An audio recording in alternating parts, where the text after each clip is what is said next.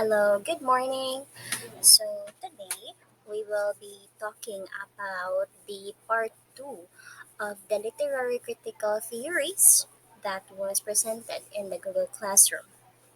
And the first part of the part 2 of literary critical theories is the deconstructivism. So, what is deconstructivism? Okay, so deconstructivism it highlights or it focuses on the challenges or it challenges traditional notions of meaning, truth, and identity. This was said by Paul Demat.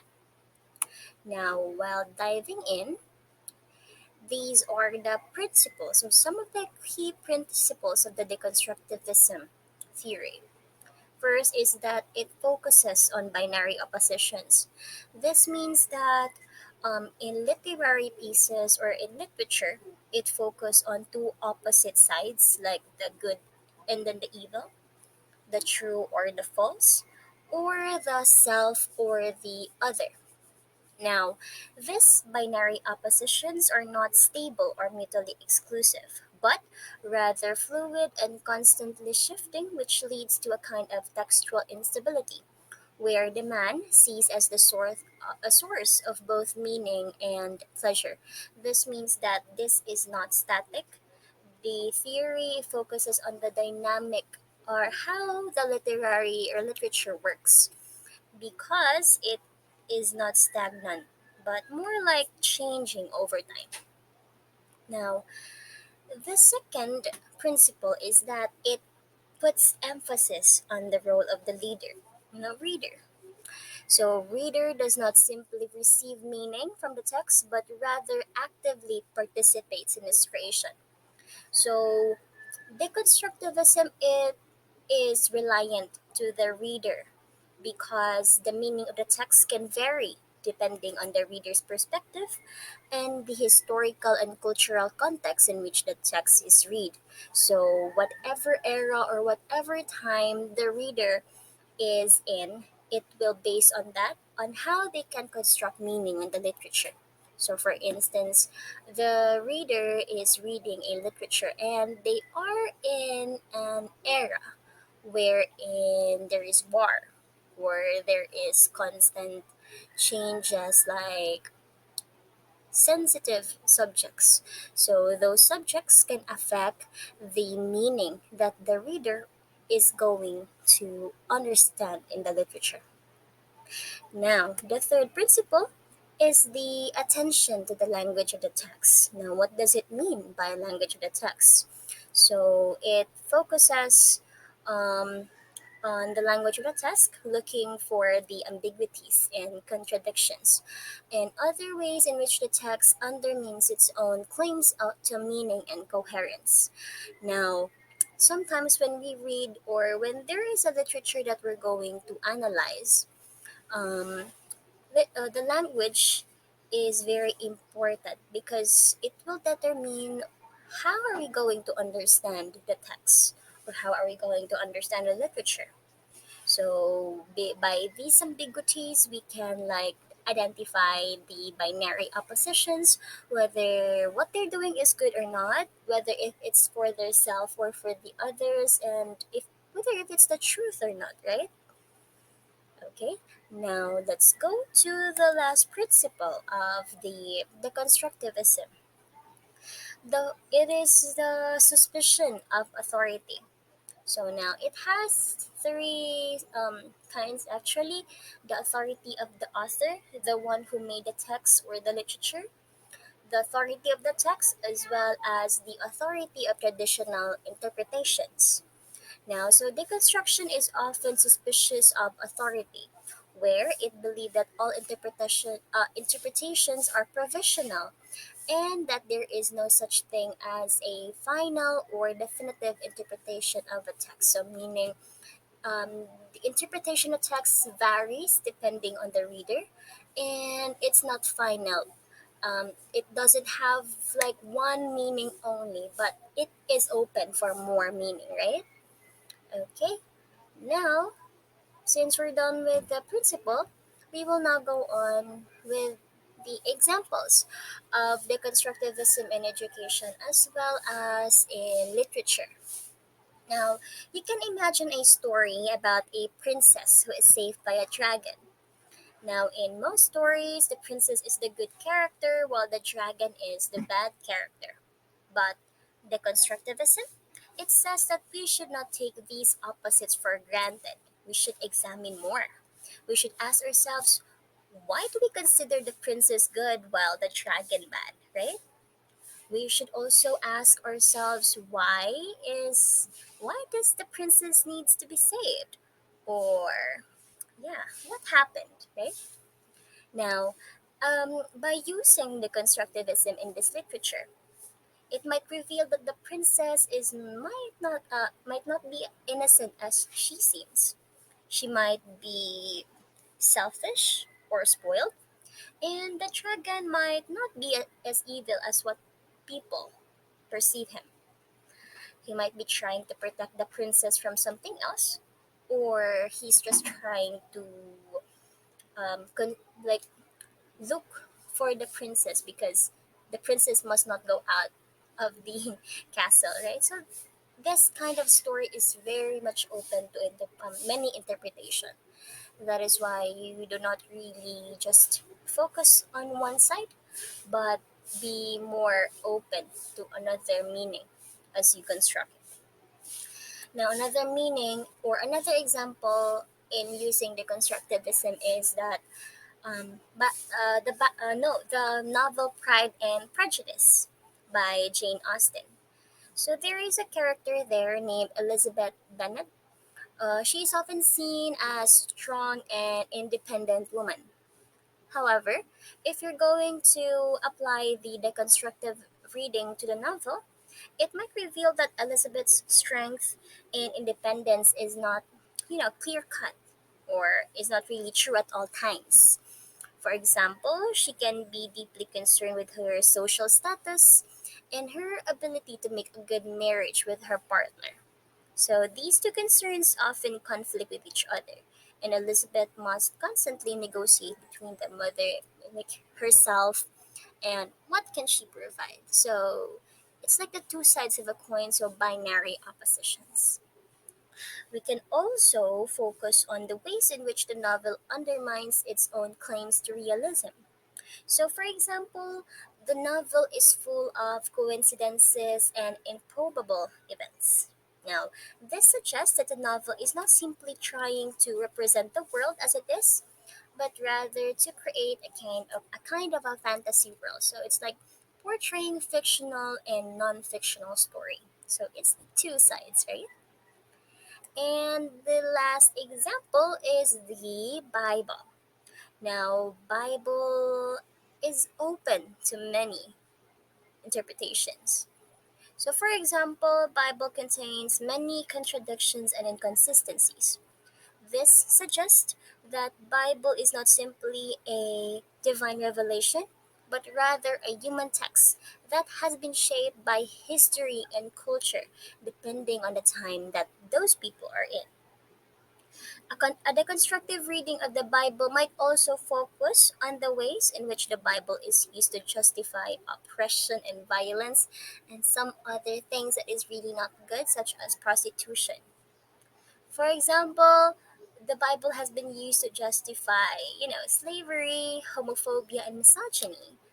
Now, this suggests that the Bible is not a moral authority, but rather a tool that can be used for both good and evil. So it will really depend on the person's and understanding or the person's meaning on how they can understand the literature. Now, those are actually the examples for deconstructivism in literature and as well as education. We will now move on to its relation to research. So, this theory is used in research in a variety of ways, such as challenging traditional interpretations of a phenomena, exploring the relationship between the language and reality, as well as examine the power dynamics embedded in texts and discourses. So, in research, we know that we need to have a stance so that we would know what would be the problem that we're going to solve or find out or examine, right? Now, I will present the stances for deconstructivism. First one is the ontological stance. Now, the construction's ontological stance is rooted in skepticism and uncertainty, meaning it's not really sure, asserting that reality is ever changing and dynamic. This view leads to the idea that texts have multiple interpretations, depending on the reader's perspective and context. This approach is a powerful tool for critical thinking and challenging the status quo. So, yeah, ontological meaning, it's like very much open to different meanings, and it will really depend on the reader or the researcher's context and perspective on the topic. Let's go to the epistemological stance. Deconstruction relies on epistemological theories like relativism and skepticism again. Its epistemological standpoint informs how it approaches text, suggesting that texts construct reality rather than reflect it. This approach can challenge traditional epistemological assumptions, exposing biases and hidden assumptions in scientific texts, for instance, or researches. Deconstructivism or deconstruction's epistemological stance implies that there are no final answers. It calls for critical evaluation of all knowledge claims, as well as it encourages openness to new ideas that challenge existing assumptions. So, more like it opens different perspective on a research. So, it calls on those ideas like give idea, or you can give your own idea. We can like create it into one, as long as it doesn't contain just one, but many, because it's dynamic. Now, the last stance is the methodological stance. So, it closely examines a text language, seeking ambiguities, contradictions, and ways that text undermine its own meaning and coherence. So the methods that it employ are the binary analysis, which emphasizes the fluidity of binary oppositions, as well as contextual analysis, recognizing that a text's meaning is influenced by its historical and cultural context. So yeah, those are the stances for the deconstructivism. Now let's go to the examples of them in education as well as in research. So, in education, a researcher studying the history of education might use deconstruction to examine the ways in which educational texts and discourses have been used to construct and maintain social hierarchies. So, since deconstruction is like a stance wherein it is dynamic and changing and doesn't only have one meaning. When a researcher applies this to their research, it accepts all viewpoints and it will be more open, or many ideas will be formed and meanings were created. Now we can go to the second example, and that would be a researcher studying the sociology of gender might use deconstruction to examine the ways in which gender is represented in popular culture. So nowadays, um, many people or people in general can identify themselves in many ways. You can be bisexual, you can be straight or like a straight person, like your how you were born, or you can also be lesbian, right?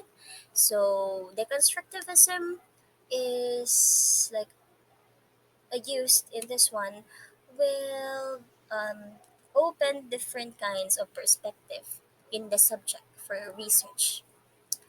Lastly is the a researcher studying the politics of climate change might use deconstruction to examine the ways in which climate science is communicated to the public.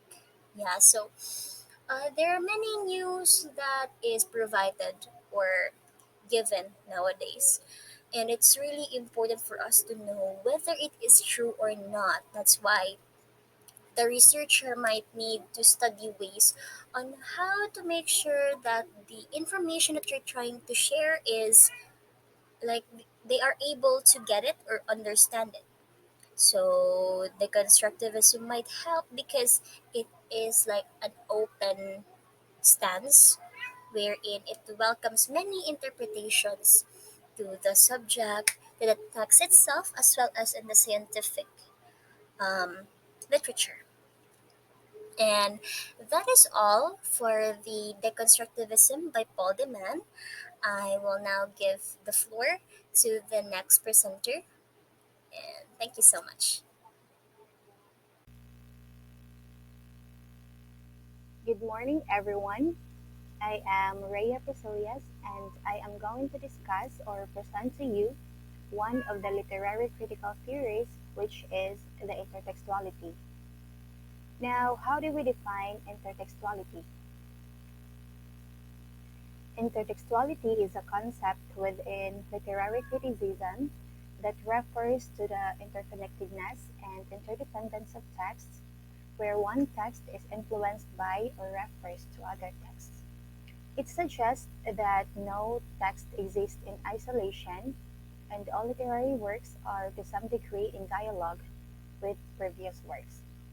This concept acknowledges that authors draw upon existing texts, themes, and ideas in creating their own, and readers bring their understanding of previous texts to their interpretation of a new work. So the word interconnectedness and interdependence are highlighted because those are the keywords that we need to remember to understand what intertextuality is all about. So the theory of intertextuality was popularized and developed by the French literary critic and theorist named Julia Kristeva.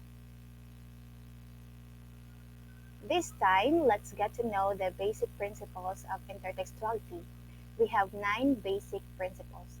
The first one, texts are in dialogue. In education, this principle can be applied to emphasize the importance of exposing students to a diverse range of texts, including classic literature, contemporary writing, and various media. It encourages students to recognize how different texts and knowledge sources influence and interact with one another. The second one, influence and borrowing. This principle can be used to teach students about the historical development of knowledge and ideas. By exploring how thinkers and scholars have built upon each other's work, students can better appreciate the evolution of human understanding. Third, multiplicity of meaning.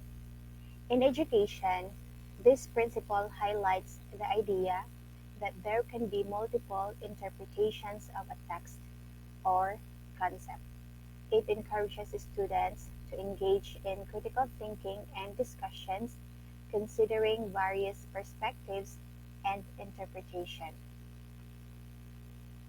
The fourth one, cultural and historical context. Children can be taught to understand the historical and cultural context in which texts are produced. This can help them appreciate how knowledge is shaped by the time and place in which it is created. We also have authorship and originality. This principle can encourage students to recognize that ideas are not created in isolation. They are often built upon the work of others. This can inspire collaborative learning and the acknowledgement of collective knowledge. The sixth one, intermediality. In an educational context, intermediality can be used to promote the exploration of different forms of media as tools for learning. It encourages students to understand how information and narratives can be conveyed through various media. So intermediality is all about various media. We also have reader's role. This principle underscores the active role of the learner or reader in interpreting and constructing meaning. In education, this can empower students to be active participants in their own learning and to find personal connections to the material. The eighth one, parody and satire. Students can learn about humor, irony, and critical thinking through an understanding of parody and satire in text. They can analyze how these elements are used to convey deeper messages or commentary. And lastly, critical analysis. Education benefits from critical analysis. Students can learn to question, evaluate, and analyze the content they encounter. An understanding of intertextuality can be used to examine how knowledge is constructed and how ideas evolve. So, those are the nine basic principles of intertextuality. Incorporating principles of intertextuality into education can enrich the learning experiences and foster critical thinking, creativity, and a deeper appreciation for the interconnectedness of knowledge. It encourages the students to see themselves as active participants in the ongoing dialogue of human understanding and development. The literary critical theory of intertextuality is a concept rooted in literary studies that has found applications in education and research across various fields. It examines how texts, whether written, visual, or oral, are interconnected and how they influence each other's meaning. This time, let's get to know how this theory is applied in the context of education and research. Now, let's discuss first some of the uses of intertextuality in education. First, we have it promotes critical literary skills. Intertextuality encourages students to analyze how texts relate to one another. This promotes critical thinking as they must consider the context, purpose, and influences of each text. Second, we have multimodal learning.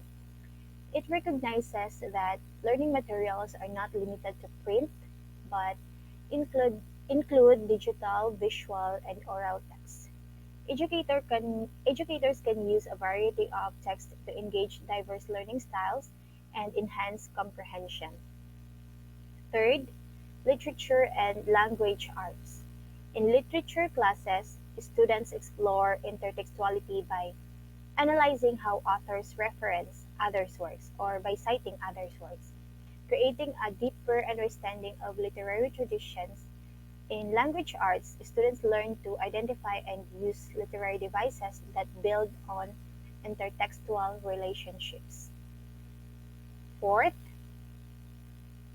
media literacy.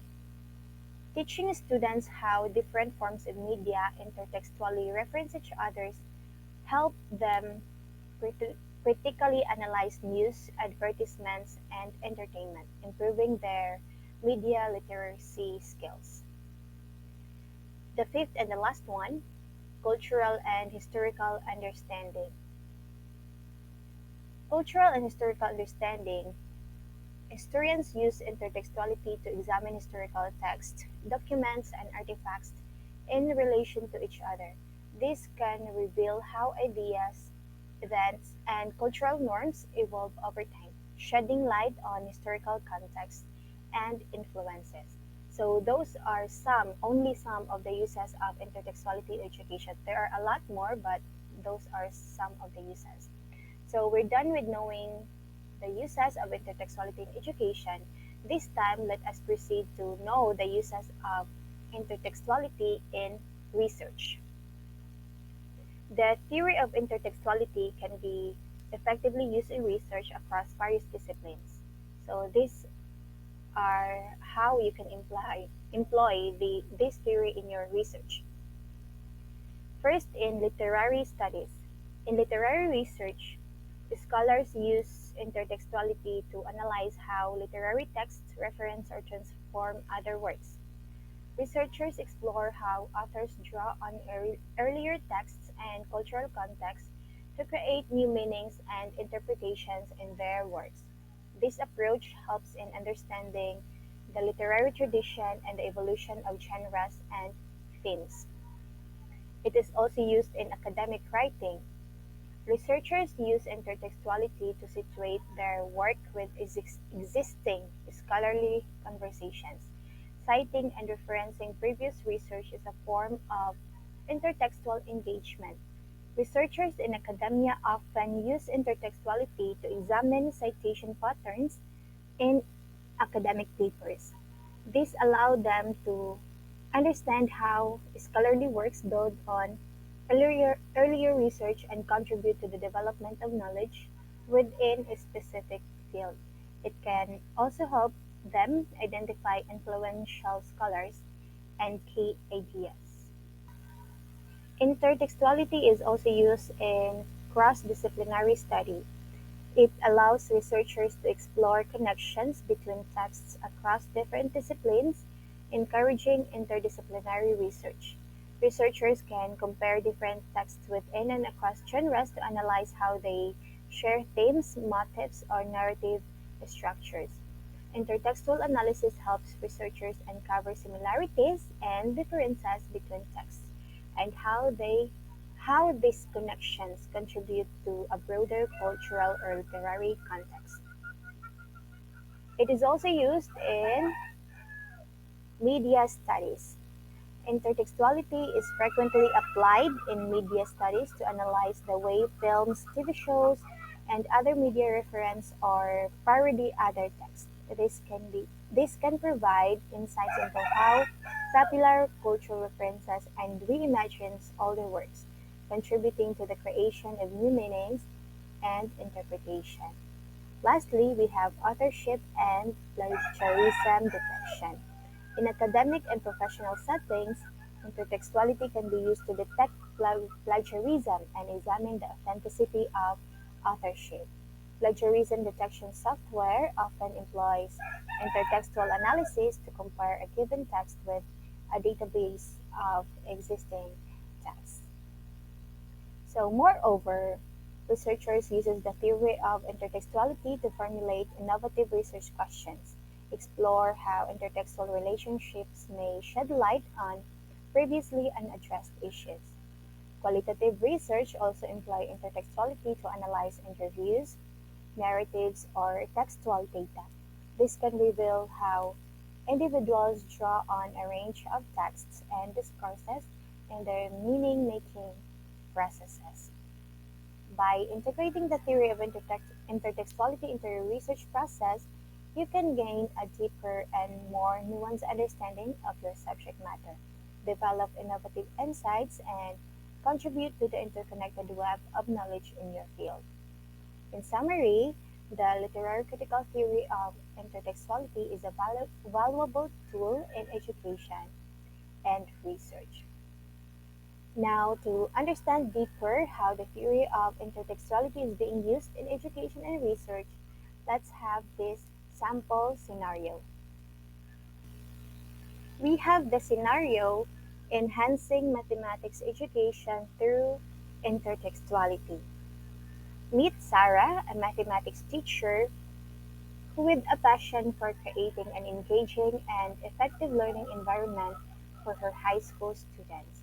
She wants to implement the theory of intertextuality in her teaching to make mathematics more relatable and accessible to her students. She began with revising the curriculum. Instead of teaching concepts in isolation, she designs a curriculum that weaves mathematical ideas into real-life scenarios. She incorporates literature, history, and practical applications of math to create connections between various texts and mathematical concepts. She also incorporated multidisciplinary approach. In her class, Sarah uses various types of texts for when teaching geometry. She brings in excerpts from historical texts on the discovery of the Pythagorean theorem. She connects this with literature such as the works of Pythagoras himself to show the intertextual relationships between math and other fields. In interactive learning, Sarah encourages her students to create their own intertextual connections. For a unit in statistics, she has students analyze data from various sources like newspapers, scientific journals, and even social media to show how mathematical concepts can be applied to real-world information. She also utilized intertextuality in research and exploration. In her quest to continually improve her teaching, Sarah conducts action research. She investigates the impact of intertextuality on her students' understanding of mathematical concepts. She keeps journals of her observations, student feedback, and the progress made by her students. We also have collaborative learning. Sarah collaborates with other educators who share her interest in intertextual teaching. They exchange ideas, materials, and best practices. They organize workshops and conferences to disseminate their findings and expand the reach of this teaching approach. It is also used in assessment and adaptation. Regularly, Sarah assesses her students not just on mathematical knowledge, but also in their ability to make connections between mathematical concepts and various texts. She uses this feedback to adapt her teaching methods and materials to suit her students' needs. Lastly, it is used in real-world applications. She invites guest speakers from different professions to discuss how they use mathematics in their careers. This shows students the real-world intertextual connections between math and various industries. Over time, Sarah's students become more engaged and enthusiastic about mathematics. They see how math is not just a theoretical subject, but an integral part of their daily lives. Her research, shared with the educational community, inspires other teachers to adopt similar intertextual approaches, ultimately improving mathematics education on a broader scale. The intertextual approach helps bridge the gap between theoretical mathematics and its practical, real-world applications, making math more accessible and meaningful to students. I hope after I presented the example scenario, you were able to grasp a better understanding on what intertextuality is all about and how useful it is in education and research. At this point, let's know the philosophical stance on intertextuality. We have three philosophical stances: the ontological stance, epistemological stance, and methodological stance. Let's have the first, which is ontological stance. The ontological stance of the theory of intertextuality research centers on the recognition that reality and knowledge are inherently interconnected and context-dependent.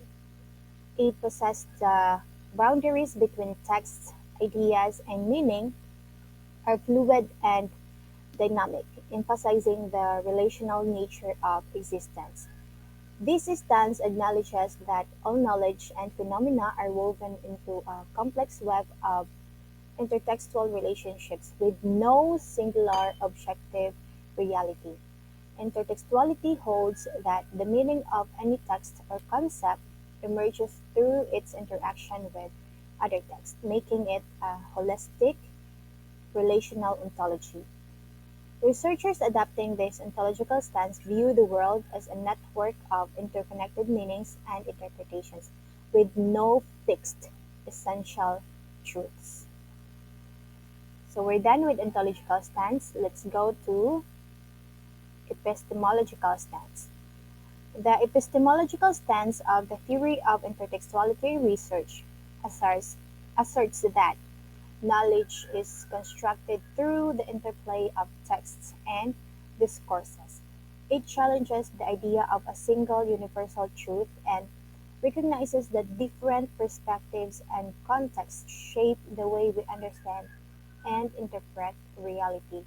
Researchers adapting this stance reject the notion of an objective, neutral observer and instead emphasize the subjective, situated nature of knowledge. They argue that meaning is contingent upon the specific cultural, historical, and social context in which it is situated. As such, this stance encourages reflexivity and self-awareness among researchers as they acknowledge their own subjectivity and the role it plays in shaping their interpretations. Lastly, we have methodological stance. The methodological stance of the theory of intertextuality research advocates for a multifaceted and context-sensitive approach to inquiry. Researchers following this stance employ methods that emphasize the exploration of relationships and connections between texts, discourses, and context.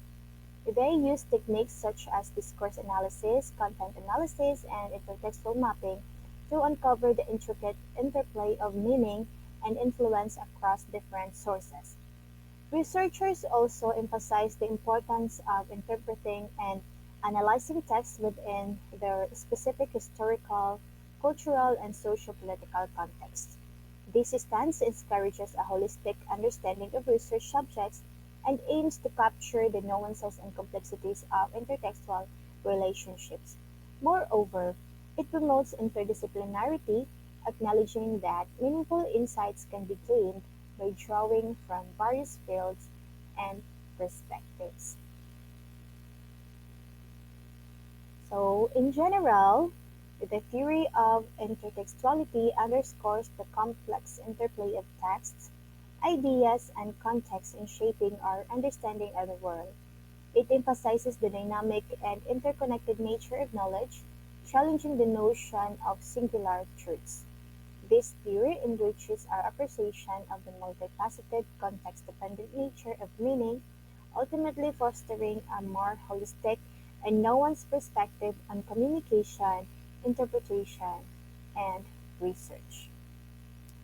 And to end this presentation, let me leave you with this life quote, which was said by Erik Erikson. Life doesn't make any sense without interdependence. We need each other, and the sooner we learn that, the better for us all. Thank you, everyone, and kindly listen attentively to the next discussion. Bye!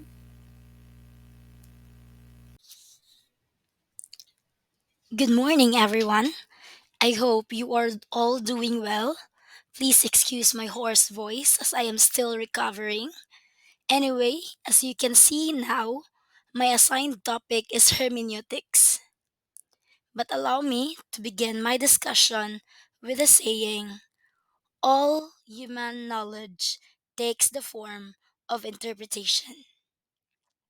This suggests that every piece of knowledge or understanding we possess, in essence, an act of interpretation. This means that when we perceive, learn, or make sense of something, we do so through the lens of our experiences, beliefs, and cultural context. Interpretation is the fundamental process through which we grasp and give meaning to the world around us.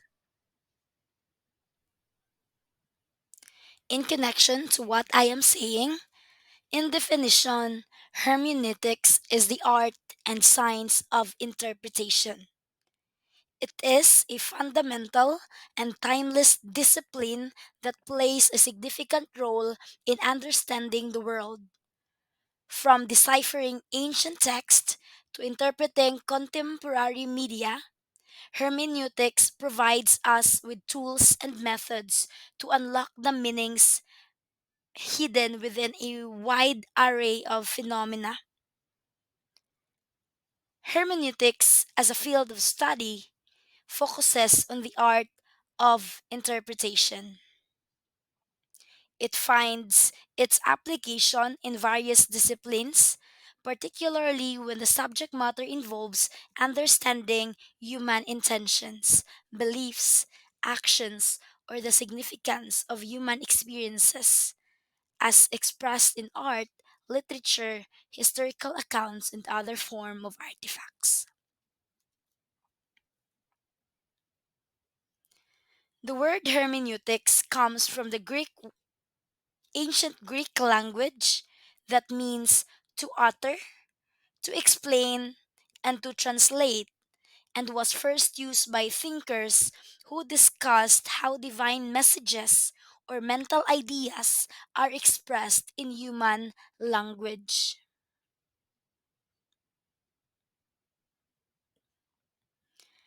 Hermeneutics is frequently associated with text or subjects considered important, which are worth in depth analysis, evaluation, and the exploration of various viewpoints. It emphasizes the value of delving deeply into these texts to gain richer and more diverse insights. These often include theological and philosophical texts, and by extension, political texts driven by specific ideologies and philosophies. Now, let us proceed to the importance of hermeneutics in education. First of all, hermeneutics enhances text understanding. Hermeneutics helps students delve deep into text, whether they are literary, historical, or scientific, fostering a better understanding of the material. Secondly, hermeneutics fosters critical thinking. It encourages students to think critically and analytically, enabling them to evaluate information, make connections, and form well reasoned conclusions. Number three, it promotes cultural awareness. Hermeneutics allows students to appreciate and understand different cultural contexts, promoting cultural awareness and empathy.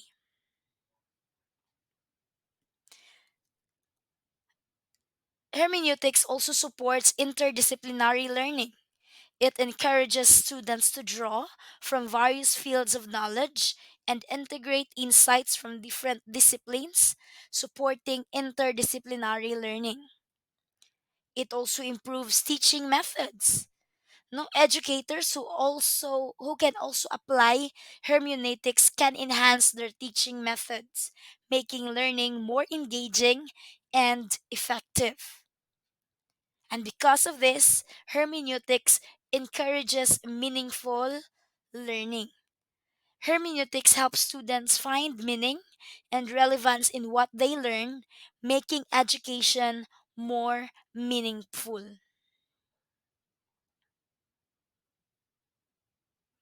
Next, hermeneutics enhances communication skills. Students develop better communication skills as they learn to express their interpretations and ideas effectively. It also teaches them problem solving. It fosters solving skills, and the students must interpret complex information and derive solutions. Hermeneutics also cultivates lifelong learning. It instills a love for learning and equips students with a tool to continue learning throughout their lives. Hermeneutics also enhances aesthetic and literary appreciation. It also equips students with research skills. And lastly, it enriches the educational experience. Overall, hermeneutics enriches the educational experience by making learning more engaging, more relevant, and more thought provoking. In the context of research, hermeneutics plays a crucial role in helping researchers interpret and make sense of the data they collect. Hermeneutics helps researchers grasp the deeper meaning and context of their data, be it in written text, interviews, or other sources. It guides them it guides them rather in uncovering hidden themes and insights, enabling them to draw conclusions from their informations. In hermeneutics as well, interpretative experience is typically clarified in reference to understanding. In this context, when we say that what we understand, what we mean is that what we have really gotten at something through an attempt at interpretation. And when we say we do not understand, we mean that we have not really gotten anywhere at all with our interpretation. Now, let us proceed with the philosophical stance of hermeneutics in the context of ontology, epistemology, and methodology.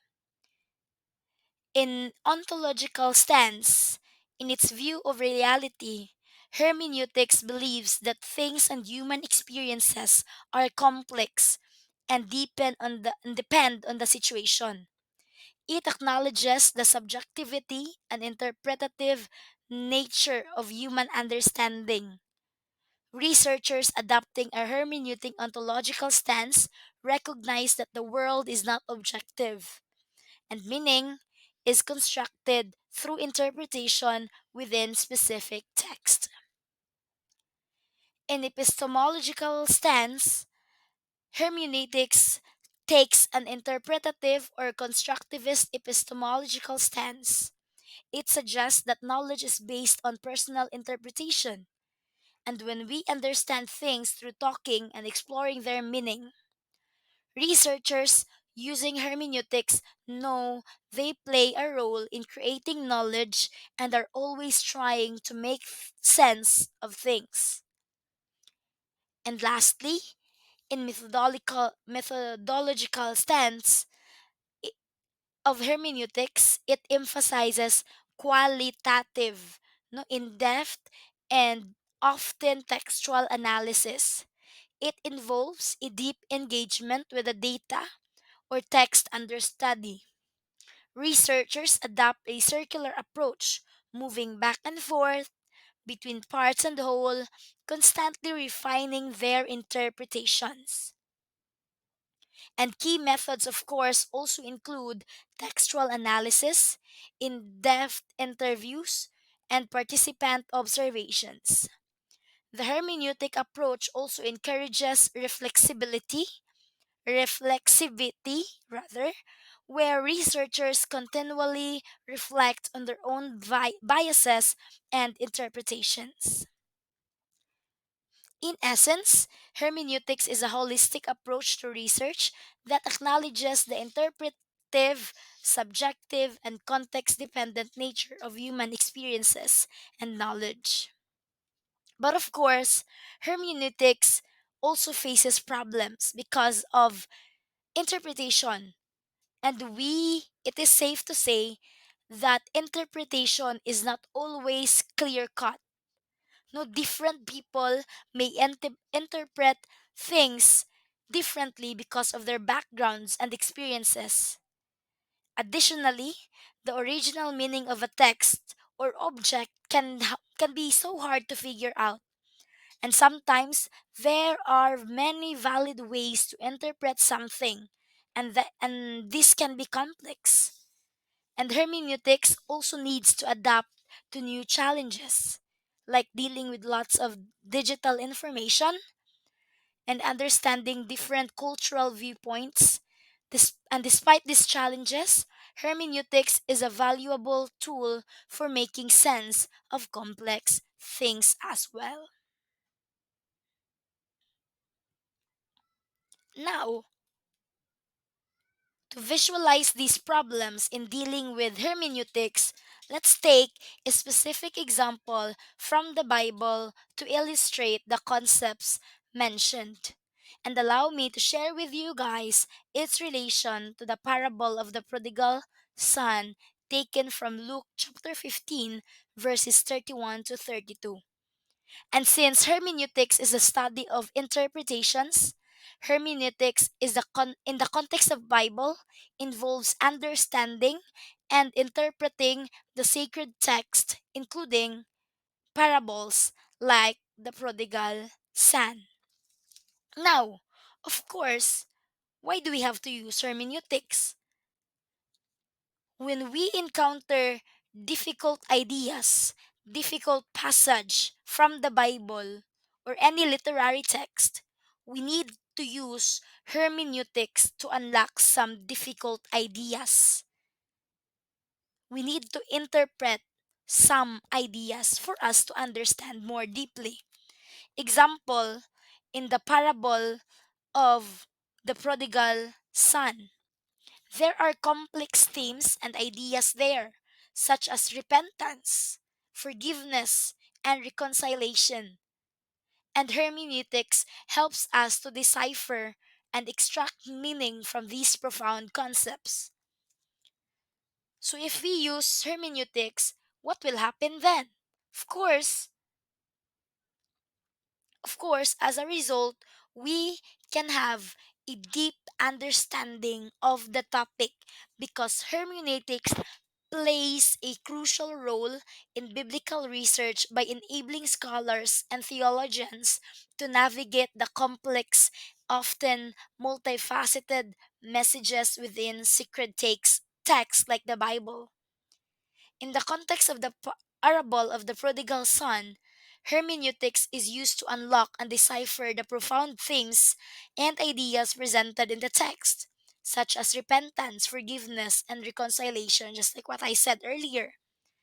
And this interpretative approach helps individuals gain a deeper understanding of the parable's message. Now, how is this related to hermeneutics? As you know, different theologians, scholars, or religious communities may interpret the parable in various ways, in so many different ways. For example, you might emphasize the father's forgiveness in the given example, while others may focus on the prodigal son's repentance or even to the jealousy of the older son. So, some interpretations could be a subject for debate because there can be different valid interpretations for the same subject due to diverse perspectives. And the interpretation of the parable of the prodigal son can indeed be a subject for debate because different individuals or groups may bring diverse perspectives and theological traditions to their interpretations, leading to discussions and disagreements about the parable's central message. And this is another reason to conduct qualitative research through surveys, interviews, and many more. In the context of the prodigal son, one interpretation might emphasize the father's unconditional love and forgiveness, portraying the story as a symbol of God's mercy. And another interpretation could focus on the prodigal son journey of repentance and transportation, illustrating the importance of personal growth and redemption. Still, another interpretation might highlight the elder son's resentment, sparkling a debate about the human tendency to hold grudges. And these are some of the reasons why hermeneutics play a vital role or crucial role in the conduct of research study. And in this way, the parable of the prodigal son exemplifies how hermeneutics is used to understand and interpret a biblical text with complex themes, resulting of course in multiple valid interpretations and potential debates based on diverse perspectives and theological traditions. And following of course the logical questions, Why is there a debate? Because, of course, there are various ideas, there are many ideas. Why do they have different ideas? Because we all have different interpretations of of the given concept or topic. We all have different perspectives. So why do we have different interpretations? Because of course there are a lot of people who are giving many interpretations.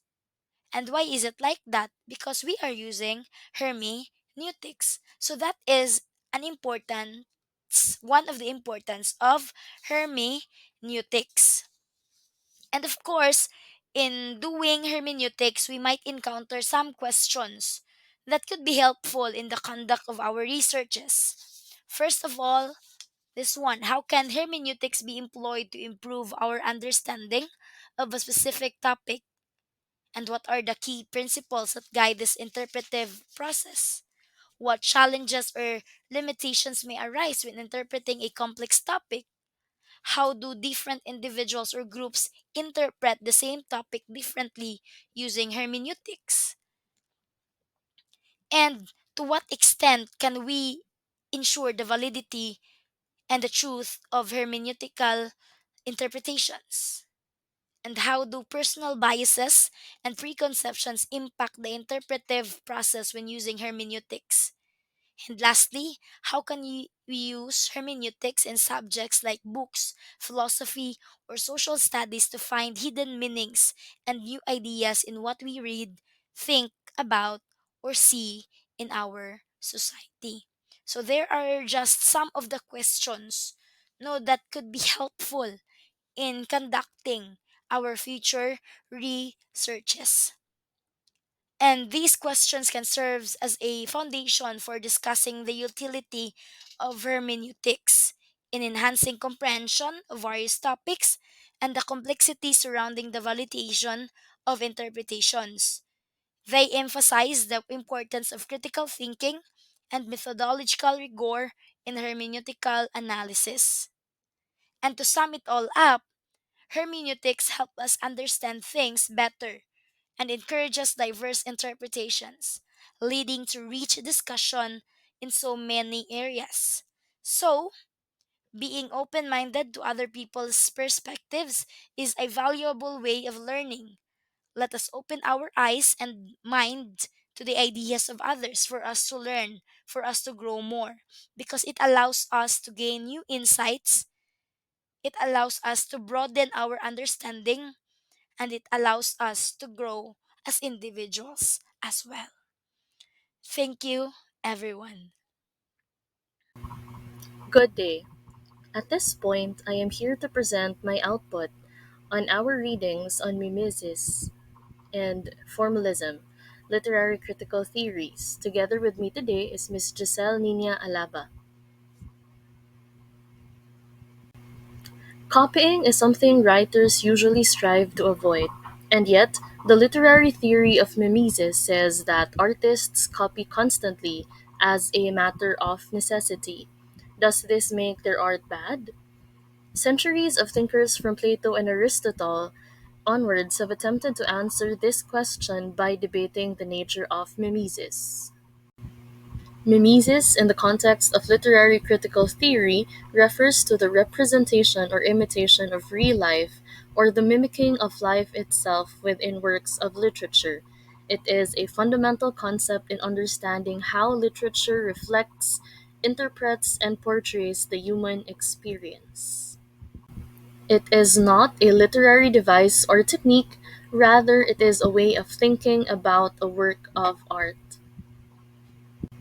The word mimesis is derived from the ancient Greek word mimesthai, which means imitation or representation. An application of mimesis is a novel that seeks to accurately portray the thoughts and feelings of its characters, which would be considered as an example of mimesis. There are two ways to use mimesis in literature, specifically in poetry. One is through vocal mimesis, which is achieved when authors reflect the speech patterns of the people and places they write about, and the second one is behavioral mimesis, where the characters in a literary work or piece respond to scenarios in understandable or relatable ways. Mimesis in research goes beyond a simple act of imitation. It is deeply rooted in philosophy, and its stance can be traced back to the ancient Greek philosophers, particularly Plato and Aristotle. In his theory of mimesis, Plato says that all art is mimetic by nature. It is an imitation of life.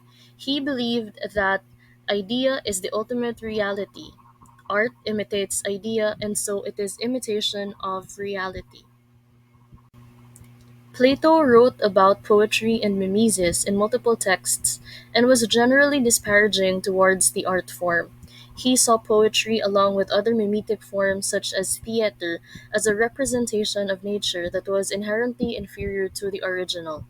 Plato viewed mimesis as a potentially problematic concept.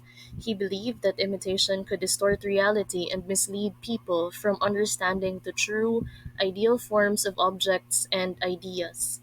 Plato's philosophical stance on mimesis led to his concern about the influence of art, literature, and imitation on society.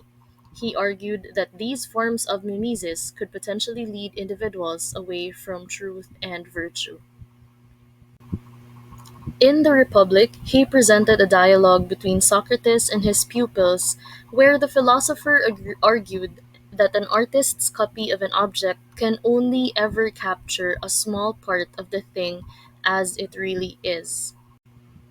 He used the example of a bed, saying that although a poet might describe a bed in detail, they don't have the knowledge of carpentry that the craftsperson used to make the actual bed.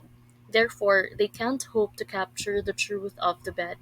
In the Platonic view, the carpenter is also imitating, in this case, copying the ultimate ideal of the bed, so the writer's bed is actually a third hand copy, far removed from the true reality. In contrast, Aristotle embraced mimesis as a fundamental element of human nature. He considered it a way to learn and understand the world. Aristotle believed that mimesis, particularly in art, could lead to catharsis, a purging of emotions, and a deeper understanding of human experiences. His philosophical stance on mimesis highlighted its educative and therapeutic potential. Aristotle, speaking of a tragedy, stressed the point that it was an imitation of an action, that of a man falling from a higher to a lower state. The philosopher argues that it is a natural human impulse to make art that imitates the people, places, and events around them. The Aristotelian concept of mimesis involved not just imitation but addition, symbolism, and structure that lets their audience draw meaning from the work. In this reading, Mimesis still creates a work of art removed from reality, but that gap is a good thing because the audience responds best to a combination of recognition and distance. It is because of this gap that we might feel empathy and catharsis when watching a drama that we are unlikely to feel when reading history. Mimesis encompasses a range of possibilities for how the self-sufficient and symbolically generated world created by people can relate to any given real, fundamental, exemplary, or significant world. It is integral to the relationship between art and nature, to the relation governing works of art. A great deal of art, either visual or auditory, remains mimetic and serves the purpose of mimicking or representing reality. One example is realistic fiction works such as the works of authors like Jane Austen, Charles Dickens, and Leo Tolstoy often provide detailed and realistic portrayals of the 19th century society, relationships, and human behavior. In the context of literary researchers use mimesis to analyze how authors mirror reality in their literary works. It involves examining how characters, settings, and events within a story imitate or represent aspects of the real world. Understanding mimesis is essential for analyzing the depth and authenticity of a literary work. Let us look into one literary work by Charles Dickens, Great Expectations, written in the 1860s during the Victorian era, and analyze how the author utilized mimesis. Dickens' early experiences of poverty left a deep impact, and this is reflected in his novels. Many of his important childhood characters, such as David Copperfield and Pip, experienced similarly unpleasant childhoods. Throughout his novels, Dickens highlighted the injustices and inequalities of a Victorian society struggling to come to terms with the effects of the Industrial Revolution: rising population, growing slums, exploitation, poverty, and disease. In the context of learning and education, literature students learn to recognize and appreciate the way authors imitate and represent reality. Reading and studying literature allows them to gain insights into the human condition, different cultures, and historical contexts. In the context of education, learning, and child development, the literary critical theory of mimesis can be adopted to help children engage with literature and the arts in a meaningful way. This approach encourages students to explore how literary and artistic works mirror or imitate aspects of the world and human experiences. First, representation and identification.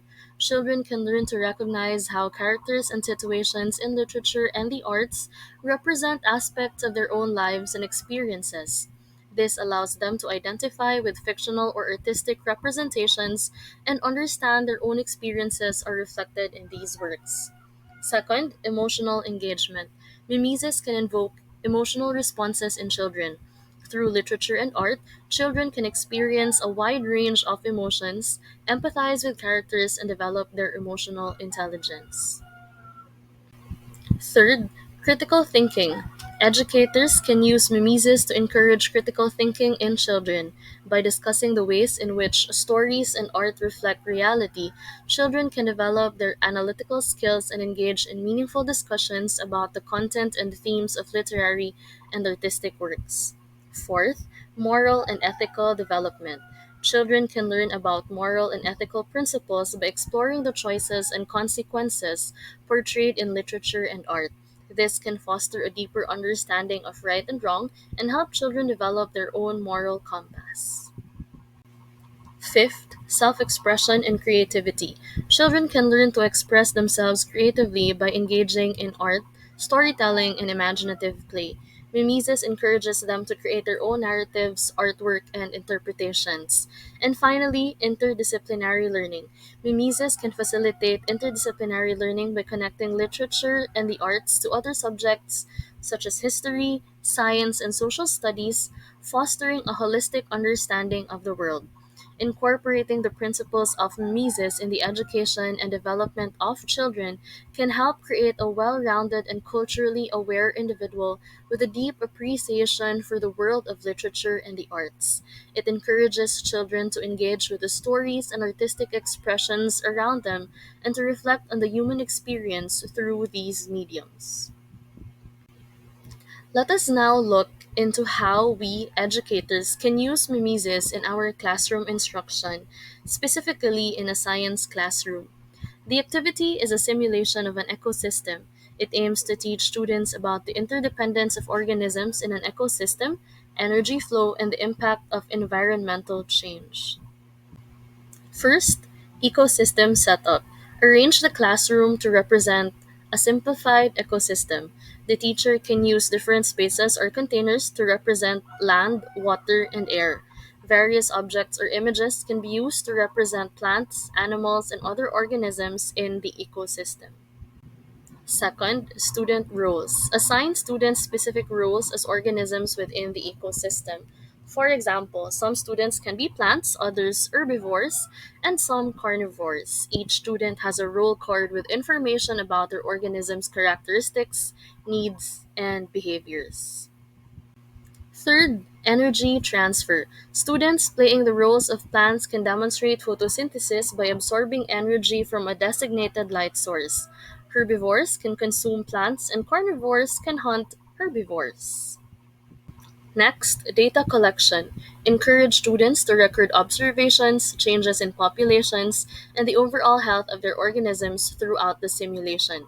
The teacher uses this data to facilitate discussions about the impact of environmental changes. Then, debrief and discussion. After the simulation, gather the students for a debriefing session. Discuss what they learned about the concepts of energy flow, interdependence, adaptation, and the delicate balance in ecosystems. And finally, reflection and analysis. Have students write reflections or reports on their experiences and the scientific concepts they encountered during the activity. Encourage them to make connections between the simulation and real world ecosystems. The philosophical stance on the literary critical theory of mimesis in research can be examined through three key dimensions: epistemological, ontological, and methodological. We begin with the epistemological stance, specifically with the epistemological realism. Some scholars adopt an epistemological stance that embraces the idea that literature, through mimesis, can provide knowledge about the world. They argue that literature, by accurately representing or imitating reality, can convey truths and insights about the human condition, society, and culture. This stance aligns with the belief in the power of mimesis to reveal knowledge and understanding. Epistemological constructivism. Others take a more constructivist stance, contending that literature's mimesis is a construct of human interpretation and does not necessarily provide objective knowledge. They argue that the meaning derived from literature is shaped by readers' perspectives and cultural contexts, and therefore, mimesis is a subjective act that reflects the reader's understanding rather than objective reality. Next, we proceed with the ontological stance, specifically the ontological realism. From an ontological perspective, some researchers maintain that literature's mimesis reflects an objective reality. They argue that literature is a faithful mirror of the world and that the characters, settings, and events in literary works exist in a parallel reality that is represented accurately through mimesis. And for the ontological constructivism, on the other hand, scholars with an ontological constructivist stance argue that literary works, while they imitate aspects of reality, create their own unique works and structures. In this view, literature's mimesis is a creative act that generates new ontological realities within the text, distinct from the external world. Under the methodological stance, the methodological essentialism, some researchers approach the study of literature with the belief that mimesis serves as a key tool for uncovering essential truths about human nature and society. They employ mimesis as a method for analyzing texts and extracting universal themes and meanings. Others take a more pluralistic stance, recognizing that literature's mimesis can serve multiple purposes. They employ diverse methods for analyzing texts, acknowledging that mimesis can be a useful tool for understanding different facets of literature, including its cultural, historical, and psychological dimensions. In essence, the philosophical stance on the literary critical theory of mimesis in research varies among scholars and is influenced by their epistemological, ontological, and methodological preferences. These stances shape the way researchers approach and interpret literary works, highlighting the richness and diversity of perspectives in the field of literary criticism. The concept of mimesis from literary criticism can be applied to qualitative research in various ways, primarily to understand and analyze how people construct and represent their experiences and realities.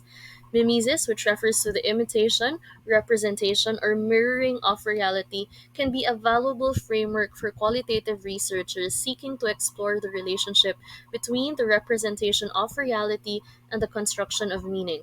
Here are some ways in which the literary critical theory of mimesis can be used in qualitative research. First, for representation of reality, mimesis can help researchers examine how individuals or groups represent their experiences and the world around them. Qualitative researchers can analyze how participants create narratives, texts, or artworks that mimic or represent their own realities. This analysis can reveal the ways in which people construct their identities and understand their world through representation. Second, interpretation and meaning making. Qualitative research often focuses on understanding how people make sense of their experiences. Mimesis can aid in studying the processes of interpretation and meaning making. Researchers can explore how participants imitate or mirror their experiences through storytelling, artistic expression, or other forms of representation, and how this mirrors their perceptions and understanding of the world. Third, cultural and societal reflection. Researchers can apply mimesis to analyze how cultural norms, values, and beliefs are reflected in the representations of reality. Mimesis can provide insights into how individuals or groups imitate or mirror the dominant cultural narratives or challenge them through alternative representations. And finally, the role of fiction and imagination. Mimesis in literature often involves the use of fiction and imagination to represent reality. Qualitative researchers can investigate how individuals use fiction and imagination in their narratives or representations to convey personal or cultural truths. This can lead to a deeper understanding of the symbolic and metaphorical dimensions of their experiences. And before I hand over the microphone to Ms. Alaba for her presentation on formalism, may I share with you a research on mimesis done by Elise Cretilla in 2021 entitled The Crisis of Representation and Speculative Mimesis: Rethinking Relations Between Fiction and Reality with the 21st Century Fantasy Storytelling. The literary critical theory of mimesis is used to analyze the evolving relationship between fiction and external reality in the context of 21st century fantasy storytelling. Here is how mimesis is employed in this research. Crisis of representation. The research begins by addressing the crisis of representation, which signifies skepticism toward art's ability to faithfully reproduce an objective external reality. This crisis, rooted in postmodernism, suggests that reality itself is perceived as artificial, constructed through science systems, and constantly changing, making it impossible to represent it accurately in art. The research contends that the crisis of representation continues and deepens, particularly in the contemporary post truth era, where there is a growing awareness that people don't all share the same reality. In response to this, contemporary fiction seeks new ways to establish meaningful connections with reality. The study also introduces the concept of speculative mimesis, which is a characteristic of fantasy fiction. Speculative mimesis involves imaginative construction of theories and the creation of imaginary worlds. It is seen as a pragmatic response to the crisis of representation, enabling fiction to engage with reality in a meaningful way.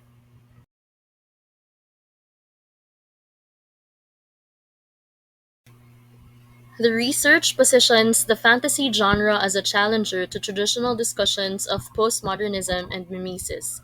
Fantasy's emphasis on world building, metafictional elements, and the aspiration for a meaningful interpretation of reality are examined as key components of speculative mimesis. The study's overarching goal is to expand the understanding of mimesis beyond traditional notions of representation or imitation.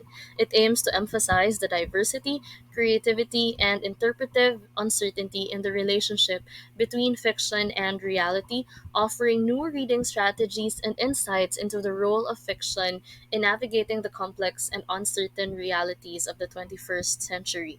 In summary, the research employs the concept of mimesis, particularly speculative mimesis, to explore how 21st century fantasy storytelling responds to the crisis of representation and evolving relationships between fiction and external reality. It argues that fantasy's approach to narrative and world building can offer valuable insights for understanding the broader dynamics of fiction in contemporary culture. That is all for my presentation on mimesis. And now, for her presentation on formalism, may I hand over the microphone to Miss Giselle Nina Alaba.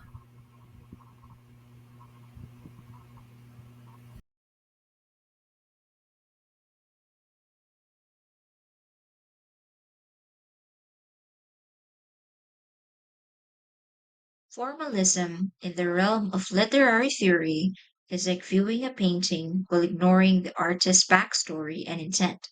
It's all about focusing on the canvas itself, analyzing the brush strokes, colors, and shapes.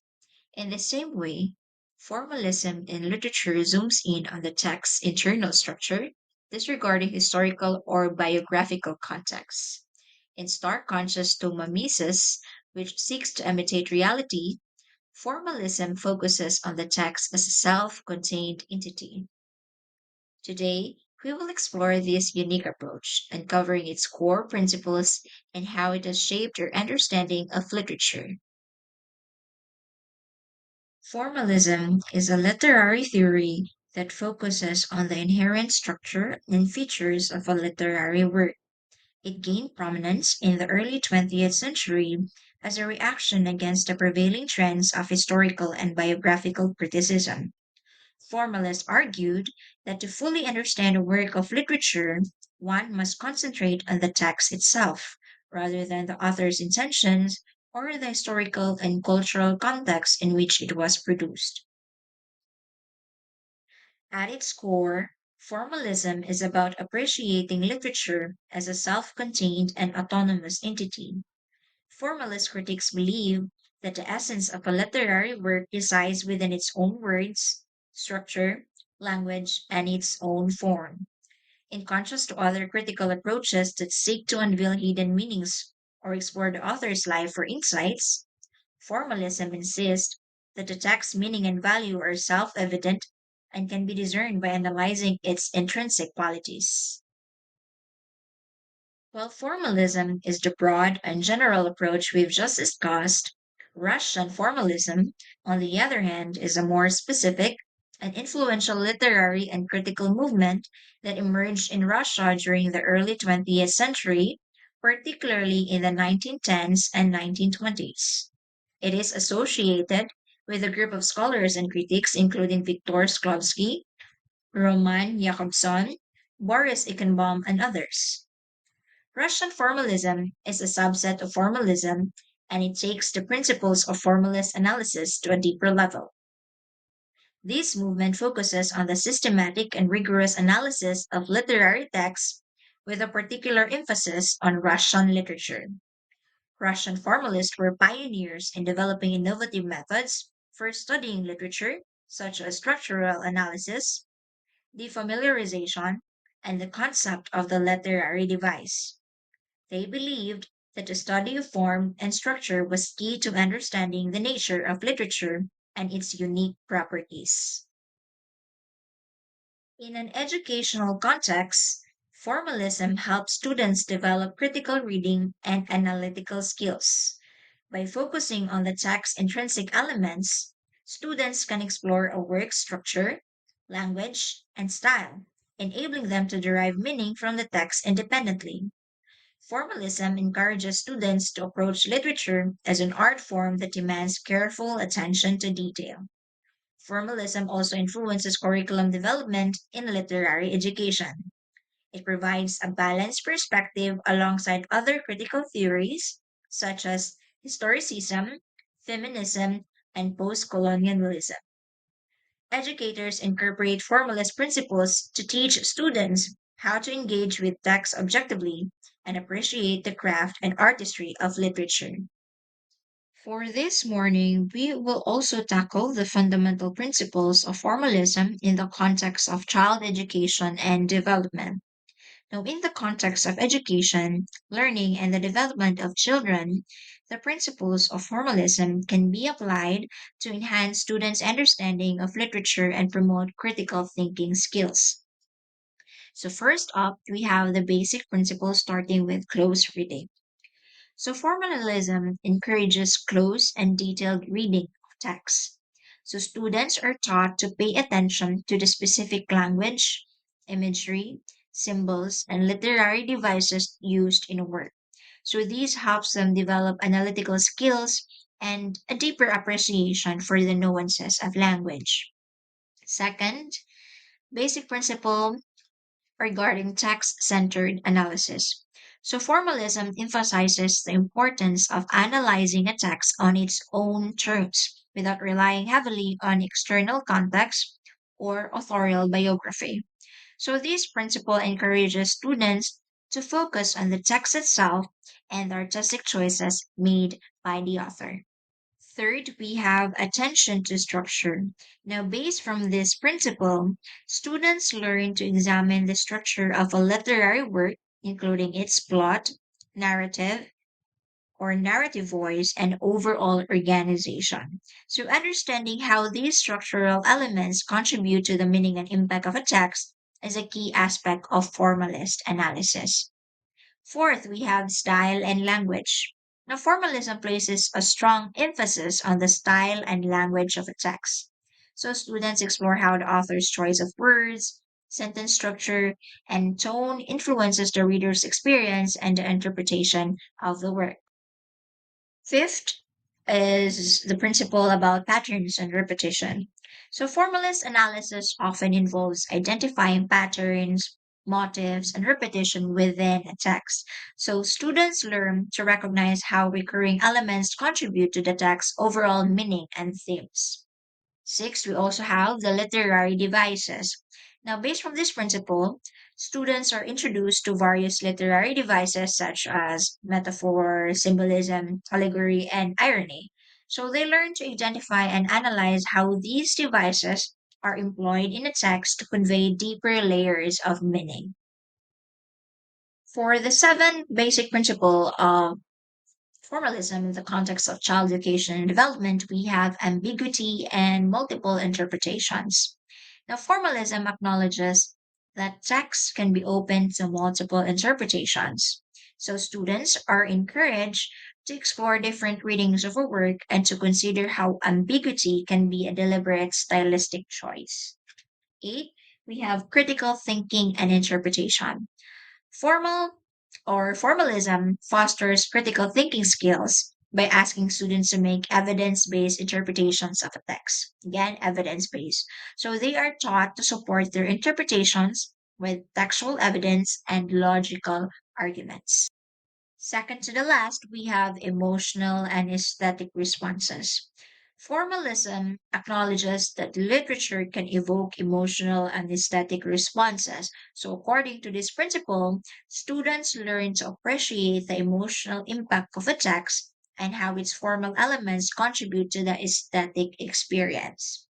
Lastly, we have development of literary analysis skills. As students engage in formalist analysis, they develop the skills necessary to critically evaluate and interpret a wide range of literary works, helping them become more discerning readers and thinkers. Overall, incorporating formalist principles into education can help students not only gain a deeper understanding of literature, but also develop essential critical thinking and analytical skills.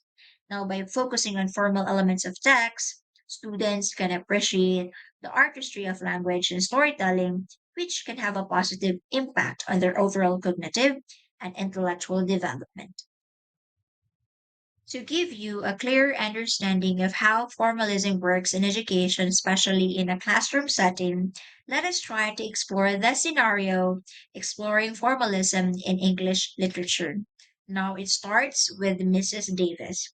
Now, Mrs. Davis is an English literature teacher dedicated to enhancing her students' understanding of literary works through the formalist approach. She believes that focusing on the inherent structure, language, and style of text will help students appreciate the artistry of literature. So, firstly, Mrs. Davis designs her English literature curriculum with a strong emphasis on the formalist approach. So, her goal is to foster a deep understanding of how authors use literary devices, form, and language to convey meaning. Second, in her classes, Mrs. Davis encourages close reading of literary texts. So students analyze the language, imagery, and symbolism and narrative structure to gain a comprehensive understanding of the author's craft. Then, she also explores the key elements of literature such as plot, character, setting, and theme. So students dissect these elements to appreciate how authors manipulate them to create meaning and effects. Next up, Mrs. Davis also dedicates a portion of her curriculum to analyzing poetry. So students explore the formal aspects of poetry, including rhyme, meter, and stanza structure, and how these formal elements contribute to the poem's meaning.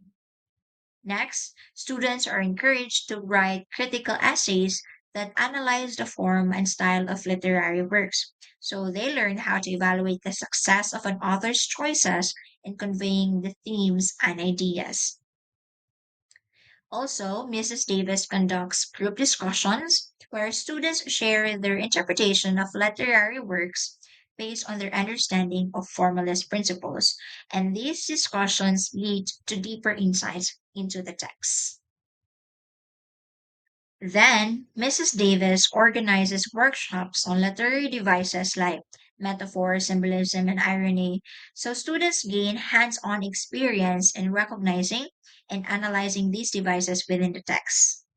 Lastly, Mrs. Davis encourages students to explore the author's intent through the lens of formalism. So they consider how the author's choices in form and style align with the intended message or effect. Over time, Mrs. Davis' formalist approach helps her students to develop a deeper appreciation for the craftsmanship of literary works. They learn to read and analyze literature with a keen focus on the inherent structural language, gaining a richer understanding of how authors create meaning. Now, let's head into the philosophical stance on the literary critical theory of formalism in research. When discussing the philosophical stance on formalism in research, we can explore it through three key dimensions. First, the epistemological, second, ontological, and third, methodological. Let's discuss first the epistemological stance. Epistemology deals with questions related to knowledge, how we acquire it, and what can be known. In the context of formalism, the epistemological dimension raises several important questions. Let us start with the autonomy of the text. Formalism asserts that the meaning of a literary work is contained within the text itself, independent of the author's intentions or external context. Researchers must grapple with the idea that knowledge about the text is primarily derived from the text itself, emphasizing the structural and linguistic elements over historical or biographical information. Second, on the objective analysis. Formalism places a strong emphasis on objectivity in literary analysis. So, researchers must consider how objective knowledge about the text can be obtained when the analysis is focused on the text's intrinsic properties, detached from the subjective interpretations or external factors. Third, under the epistemological stance, is defamiliarization.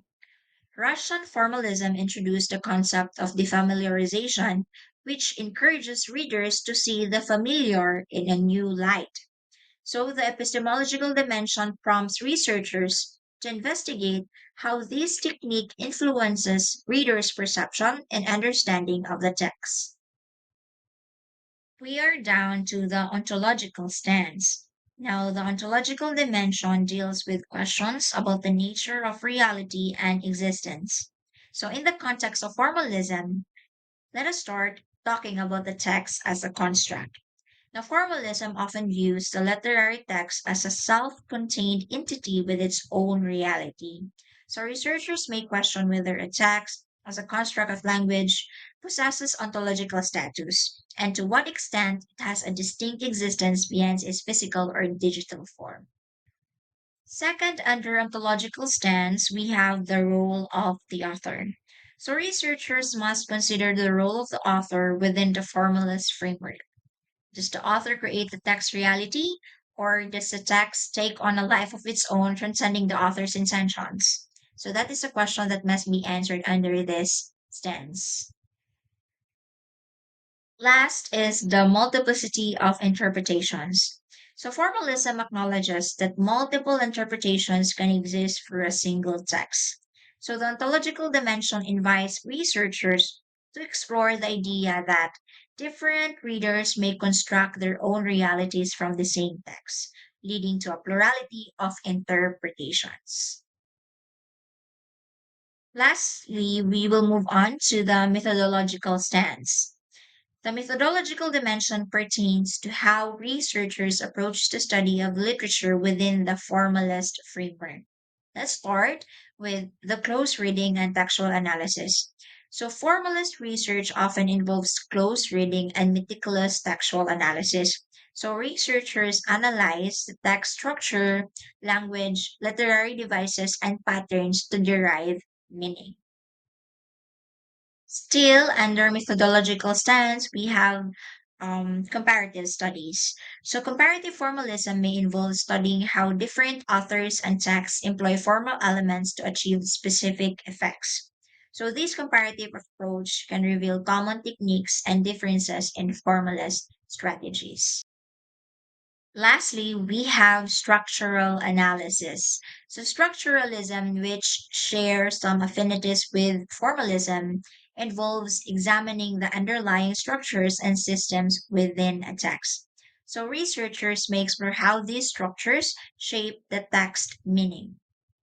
So, in conclusion, the philosophical stance on formalism in research involves a focus on the text's inherent formal properties, its autonomous existence, and the methods of analysis that prioritize these aspects. So, formalism's epistemological, ontological, and methodological dimensions challenge researchers to approach literature with a distinct set of principles that prioritize the text itself, making it a valuable and influential approach in literary criticism. Formalism, including Russian formalism, can be applied to qualitative research in literature and the humanities. So, qualitative research methods are often used to explore the intricate details and nuances of literary texts, and formalist principles can provide a structured and systematic approach to such analysis. So, here's how formalism can be used in qualitative research. First, we have the textual analysis. Now, qualitative researchers can use formalist principles to conduct in depth textual analysis. So, this involves a close examination of the formal elements of literary work, such as its structure, language, style, literary devices, and narrative techniques. So, researchers may identify patterns, repetitions, and linguistic features that contribute to the text meaning. Second, we have the structural analysis. Researchers may employ structuralist methods, which share affinities with formalism, to examine the underlying structures and systems within a literary text. So, these can involve the identification of recurring motifs, themes, and structural elements that shape the text meaning. Third, we have comparative studies. So, formalism encourages the comparative analysis of different texts. So, qualitative researchers can use formalist principles to compare and contrast the formal features and techniques employed by various authors to achieve specific effects or convey particular themes. Fourth, we have the reader response. Qualitative research using formalist principles can also consider reader response. Researchers may investigate how readers engage with and interpret a text's formal elements, exploring how these elements shape readers' experiences and interpretations. And lastly, we have language and style analysis. Qualitative research can delve into the analysis of language and style, looking at linguistic choices, diction, tone, and syntax to understand how these elements shape the text's aesthetic and communicative qualities. And that's it. That's few of the examples and how formalism is applied or employed in qualitative research. To further contextualize, let us look into the research studies, three research studies specifically that have employed the literary critical theory of formalism in their paper or in their study. Now, these studies highlight the effectiveness of formalism in understanding and categorizing literature in various contexts. Let's try to delve into each of them. First up, we have the formalist classification of anti-war stories in children's literature by Zanhanwar 2022. In this research, Zanhanwar introduces the formalist approach as a means to analyze anti-war stories in children's literature. Zanhanwar highlighted the scarcity of research on anti-war literature in both international and Iranian contexts, emphasizing the need for a structured framework such as formalism to analyze this genre. The research also aimed to categorize children's anti-war literature using a formalist approach. So the research questions are formulated to align with formalist concepts, focusing on the types of anti-war stories based on the dominant element and the devices employed. Also, the formalist approach is explicitly mentioned in the methodology with key formalist concepts introduced. So, the study structural framework is used to categorize the stories into initiation oriented, middle oriented, and ending oriented categories. Lastly, in the conclusion of the paper, the formalist approach comes to fruition as the research concludes with a formalist classification of anti war stories based on the analysis of the dominant element and on the use of devices. So, this research demonstrates the effectiveness of formalism in categorizing contemporary literature, particularly in children's anti war stories. Another sample of research study which utilizes or employs the literary critical theory of formalism in the conduct of their study is the formalism as a linguistics theory, a comparative stylistic analysis of poetic literature by Abdullah and others, 2022. Now, the research introduces the idea that literature has a distinct form, emphasizing the role of form in recognizing and categorizing different genres, setting the stage for a formalist analysis. Now, the research objectives align with the formalist approach, focusing on the comparative stylistic analysis of two sonnets to explore the form's consistency and constancy in literature. Now, the core of the research is the comparative analysis of two sonnets where formalism is explicitly applied. So, the study meticulously examines various formal aspects, linguistic choices, and literary devices used in the sonnets. Now, in conclusion, the research concludes that despite the 2 centuries separating the sonnets, they share significant similarities in form and literary devices, reaffirming the formalist perspective that literary forms can remain consistent over time. And for the last example of the research study, we have the formalist criticism, critique on Rinaldo A. Duque's selected Ilocano poems by Azarias and Francisco 2019. Formalism is introduced as one of the key approaches to literary criticism in this study, focusing on the form of literary works, setting the stage for the formalist analysis of Ilocano poems. Now, the research objectives and questions are framed in line with formalism, aiming to analyze Rinaldo A. Duque's Ilocano poems using the formalist framework, focusing on literary devices, literariness, and the organic whole. Now, the methodology highlights the use of formalist analysis with the study utilizing content analysis and close reading to interpret the data. In the results and discussion, the formalist framework of literariness is prominently used in that section with a detailed analysis of literary devices and formal elements in Duke's poems. Now, the conclusion summarizes the findings related to the employment of formalist elements in Duke's poems, reinforcing the use of literary devices and formalist techniques. Now, in these three research studies, formalism is consistently applied to analyze the formal attributes and structural elements of literary works, demonstrating the value of formalism in understanding and categorizing the literature across different genres and contexts.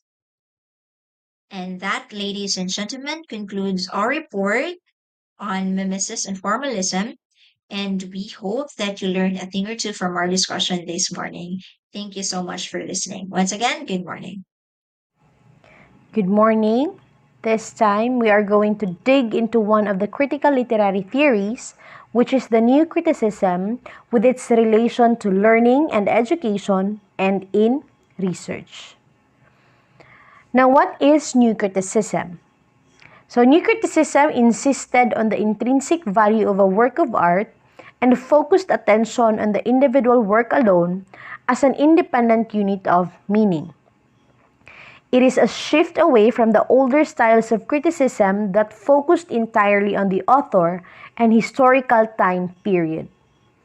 Instead, new criticism says that the text itself should stand alone. Critics have textual focus where they are interested in the work itself and does not care what the author intended nor what the reader thinks about it. The main task in new criticism is close reading. What is close reading? So it is reading painstakingly, where the critics paint into every single word in every shade of meaning in a word because it might influence the whole text. It considers the whole text as a web where every little piece of it works together to create the whole feeling. Just like according to Cliff Brooks, here's your paraphrase, you can't paraphrase a text or else something will be lost because it's not just the content or the form, but it's the way the two play together and work together to synthesize meaning. The task of the new critic is to show the way a reader can take the myriad and apparently discordant elements of a text and reconcile or resolve them into a harmonious thematic whole. The new critical look at a work is to look at it very closely, identify things that cause tension, and find out how the text is unified. Simply put, close reading is the hallmark of new criticism. Now, what is new criticism in the context of learning and education? In the context of learning and education, new criticism does not refer to the literary theory as mentioned earlier. Instead, it might refer to an approach or perspective in educational theory and practice that emphasizes a focus on close analysis and interpretation of texts, not necessarily literary texts, but educational ones. Here's how new criticism in education might be understood. Based on close reading and analysis, like the literary new criticism's emphasis on close reading of a text, new criticism in education can involve close reading and analysis of educational materials, such as textbooks, curricula, and instructional resources. Educators and researchers may carefully examine these materials to understand their content, assumptions, and implications. Next is the textual interpretation. New criticism in education involves interpreting educational texts to uncover implicit messages, biases, and underlying ideologies. This approach can help educators and researchers critically assess the content and potential impact of educational materials. Next, we have deconstruction. Like new criticism's deconstructive approach to literary texts, In education, this might involve deconstructing educational texts to reveal their hidden or unintended meanings, as well as the cultural influences and power dynamics. Next is the focus on form and structure. In educational new criticism, attention may be given to the form and structure of educational materials, considering how they shape the learning experience and affect students' understanding and engagement. We also have the critical pedagogy. New criticism in education can align with critical pedagogy, emphasizing a critical and reflective approach to teaching and learning. Educators using this approach may encourage students to critically engage with educational texts and the ideas they present. It is important to note that the term new criticism in the context of education is not a widely recognized or standardized concept. Instead, it's used to describe an approach to education that shares some common elements with the literary new criticism, such as close analysis, interpretation, and a critical lens. Now, what is new criticism in the context of research? New criticism is a literary and critical approach that emerged in the early 20th century. It focuses on analyzing and interpreting literary texts in a specific way. However, in the context of research, new criticism typically does not refer to literary theory, but might be used more broadly to describe a fresh or innovative approach to examining a particular research question or problem in various fields. In a research context, new criticism could be interpreted as reinterpretation of existing theories. So here, researchers may apply a new lens or perspective to existing theories, challenging conventional interpretations and suggesting new ways of understanding a subject or phenomenon. It could also be interpreted as innovative methodologies. Researchers might use new or unconventional methods and techniques to address existing research questions or explore new ones. For example, in the field of social sciences, new criticism might involve adopting novel data collection methods or analytical tools. It's important to note that the specific meaning of new criticism in a research context can vary depending on the field of study, the research question, and the researcher's intent. It's often used to highlight the innovative, groundbreaking, or unconventional aspects of a research approach. So the question now is, how does the principle of new criticism guide researchers in their approach to questions about ontology, epistemology, and methodology? The principle of new criticism, as originally formulated in the field of literary analysis, is primarily concerned with the close reading and interpretation of literary texts. It does not directly address broader questions about ontology, epistemology, and methodology that are central to philosophical discussions in research. However, researchers can draw certain principles or lessons from new criticism in their research practices. First principle is based on close reading and analysis. New criticism emphasizes the detailed examination of a text, looking closely at its form, structure, language, and symbolism. Researchers can apply this principle to their work by carefully and critically examining the objects of their study, whether they are texts, data, or phenomena. Close analysis can help researchers better understand and interpret the elements of their research. Next principle is based on textual interpretation. New criticism encourages the interpretation of texts to uncover implicit meanings, themes, and cultural contexts. Researchers may apply a similar approach by interpreting their research findings and data to gain deeper insights.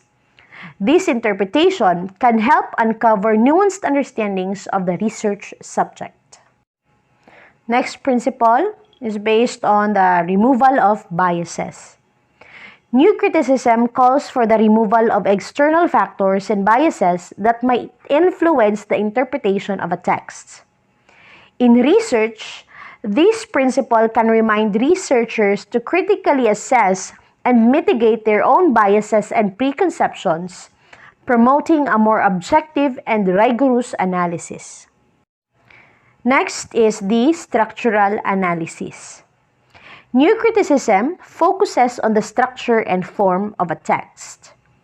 Researchers may apply a similar principle by examining the structure of their research, such as the design of experiments, the surveys, or analytical frameworks.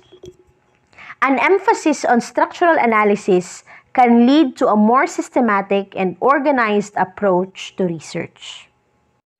Then we have the principle based on the focus on the work itself. New criticism suggests that the work should be analyzed in its own right, without excessive reliance on external contexts or authorial intent. Researchers can apply this principle by concentrating on the data or phenomena under investigation and striving to understand them on their own terms, independent of preconceived ideas. While new criticism does not offer a comprehensive framework for addressing philosophical questions about ontology, epistemology, and methodology in research, it does provide valuable insights into the practice of close analysis and interpretation. Researchers can incorporate these principles into their broader research approaches to enhance the depth and rigor of their work. Nevertheless, researchers typically rely on established philosophical paradigms and methodologies to address the foundational questions of research. And that would be all for the new criticism with its relation to learning and education as well as in research. Thank you for listening. Good day, everyone. I am Angeline R. Campos, and today I will be discussing the literary critical theories, namely structuralism. So, structuralism, it is a way of perceiving the world in terms of structures. So, it is a theoretical framework that emerged on the early 20th century and had a significant influence on various fields, including linguistics, anthropology, psychology, literary theory, and more. At its core, structuralism is a method of analysis that seeks to understand the phenomena by examining the underlying structures and systems that shape them. So it began its movement in 1950s in France, wherein the origin of structuralism is rooted to the work of the Swiss linguist, namely Ferdinand Saussure. Among many pioneers in structuralism, such as Michael Foucault, Jacques Derrida, Louis Althusser, and Lacan, the major proponents that largely contributed to this movement were Claude Lévi-Strauss with his work The Structural Study of Myth and Roland Barthes. This theory emerged from theories of language and linguistics, where it looks at the underlying elements and structures in culture and literature that can be used as a channel to further interpret the surface meaning of the text or idea. So, structuralism believed that in order to fully understand a concept or idea, one must look on its underlying elements and structures and see the common patterns involved. We must look on the bigger structure that underlies it and see how it relates to the other things that is found in the same structure. For instance, when we are going to study a single leaf, we need to understand or to study more on the totality of the tree before we can fully understand the leaf. For instance, in terms of education, in order for us to understand our student, we must also need to consider and study the other elements or aspect of the learner that brought impact or influence to them. We cannot totally understand the totality of the learner if we only look into their outside behavior or the surface area. We must examine the bigger underlying structures of it. Next here we have language is the basis of structuralism. So it can guide us towards analyzing and understanding literary pieces. According to Saussure, language is just a complex system of signs. All words we say, all human activities, even our perception and thoughts are constructed and it is not natural. So structuralism believe that there is no such thing as innate or natural. It is all it is all the product of human mind that through language we give and provide meaning to the object around us. So there are basic principles of structuralism. First, we have here language is arbitrary. Language is a system that helps people to understand things commonly in the same context. And a perfect reason why it is arbitrary because there is no inherent or innate connection between the word and the concept or between the signifier and the signified. Sign is the smallest unit of meaning and is composed of signifier and a signified. When we say signifier, it is the word itself or the sound, while the signified is the mental concept we produce out of the word we hear. Next we have language is relational. It cannot it cannot be understood in a sense of isolation. So structuralism believe that you cannot understand yourself without the existence of the other things because you have nothing to compare to. Next, we have here language is constitutive. It means that language constitute or set the world we live in. Simply, it directs our view and understanding of the world. So, culture is a part of structuralism in a way that a single text or concept may represent the system of codes and convention of the culture, just like how those people in Alaska perceive colors. So people in Alaska or Alaskan perceive the colors of a rainbow in five colors, while we perceive it having the rainbow has seven colors. So the point is that the surface or the structure is still the same. It's still a rainbow, but people just have their own way of calling it. So Alaskan have having five colors doesn't lessen the value of the colors.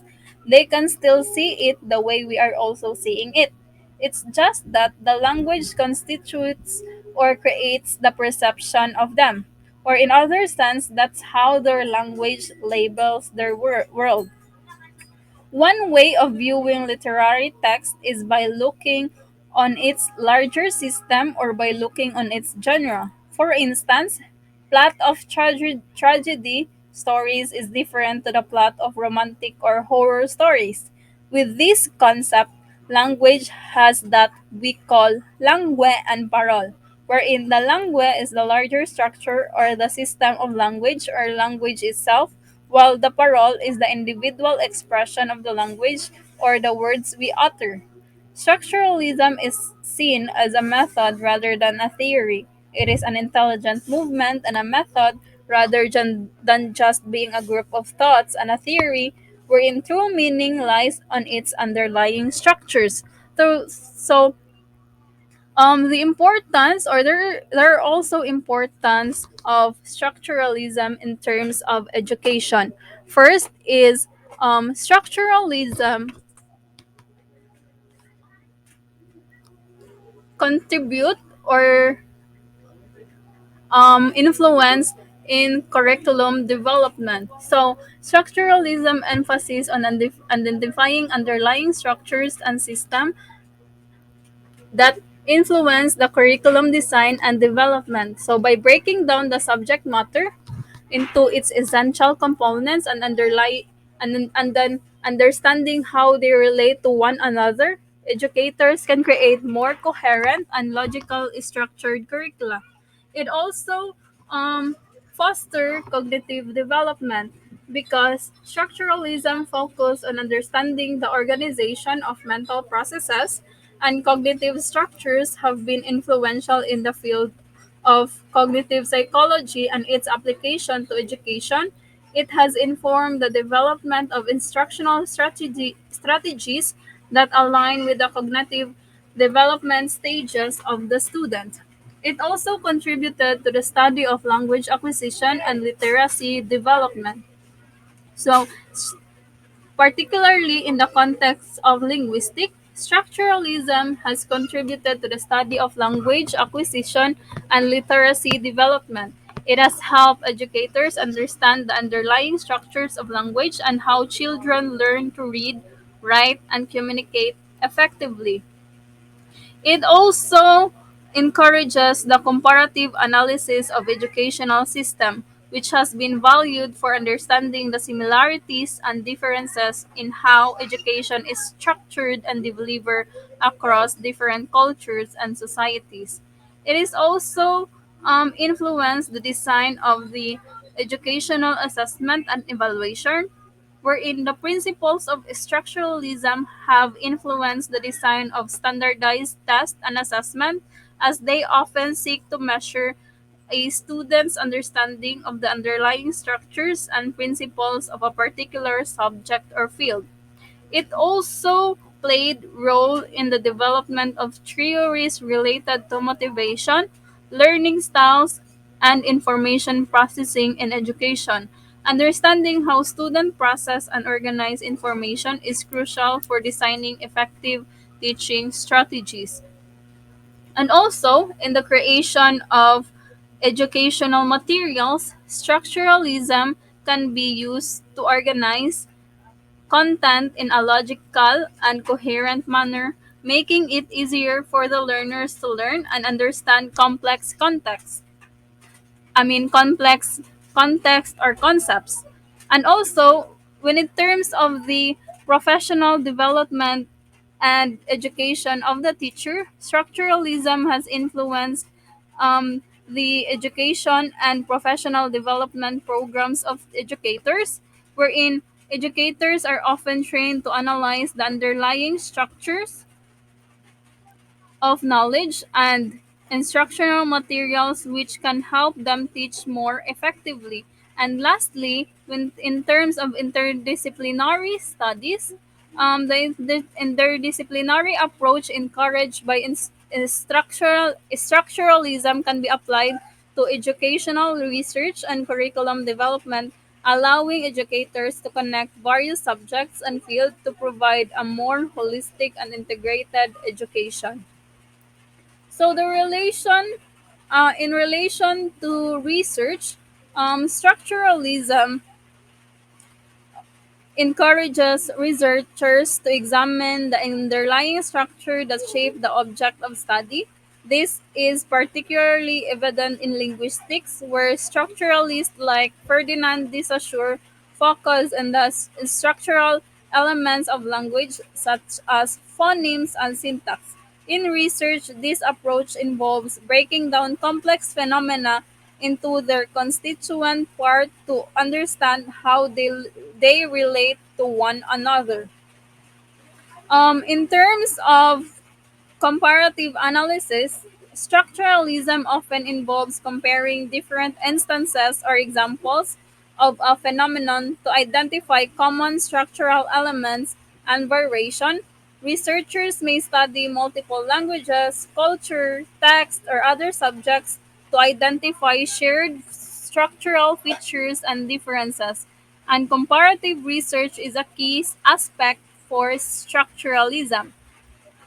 It is also um, relate or tackled about semiotics, wherein semiotics is a study of sign and symbol and is closely associated with structuralism, wherein researchers use semiotics to analyze how signs and symbols function within a particular system, shedding light on the underlying structures of meaning and communication. This is particularly relevant in research related to communication, media, and cultural studies. Um, Structuralism is important also in research because it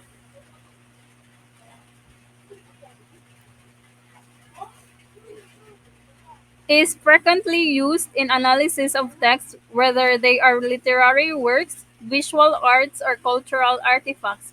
Researchers look for recurring structures and patterns within texts to interpret their meaning and significance. It is also it also influence cross disciplinary because it extends across disciplines, affecting the way research is conducted in areas such as anthropology, psychology, sociology, and education, and it has provided a common framework for exploring the underlying structure of human culture, cognition, and social system. It also developed new research methodologies because structuralism had led to the development of innovative research methodologies such as structural interview and content analysis.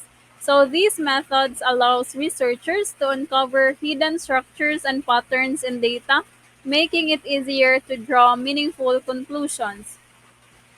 And also it also influenced on post-structuralism because structuralism emphasis on discovering underlying structures and systems. Also, it contributed to the emergence of post-structuralism, and it was still deeply influenced by its concept, contributing to a rich dialogue in academia. It is also encourages comparative studies wherein it allows researchers to compare and contrast different cultures, language, or texts to identify common underlying structures and differences, and this approach has contributed to more comprehensive understanding of human culture and thought. In terms of as a philosophical stance, structuralism is characterized by its belief in the existence of underlying structures and systems that govern the nature of reality and human experience. It possesses that these structures are objective and can be discovered through rigorous analysis and systematic observation. Structuralism tends to adopt a reductionist approach, which is breaking down complex phenomena into their basic components to reveal the fundamental elements that shape the world, the whole. This philosophical stance often seeks to uncover universal principles that are applicable across different domains, emphasizing the importance of finding commonalities and patterns in diverse contexts, and structuralism's perspective assumes that the world is inherently ordered, and by understanding these underlying structures, one can gain insight into the nature of reality, human cognition, and cultural expressions. While structuralism approach has influenced various fields, it has also been critiqued for oversimplification and ignoring the influence of historical and cultural context. The ontological stance of structuralism pertains to how structuralism views the nature of reality, existence, and being. So, structuralism, from an ontological perspective, assumes that the world is composed of underlying structures and systems that are real and objective. It possesses that these structures exist independently of individual perception or interpretation and are fundamental to understanding the nature of reality.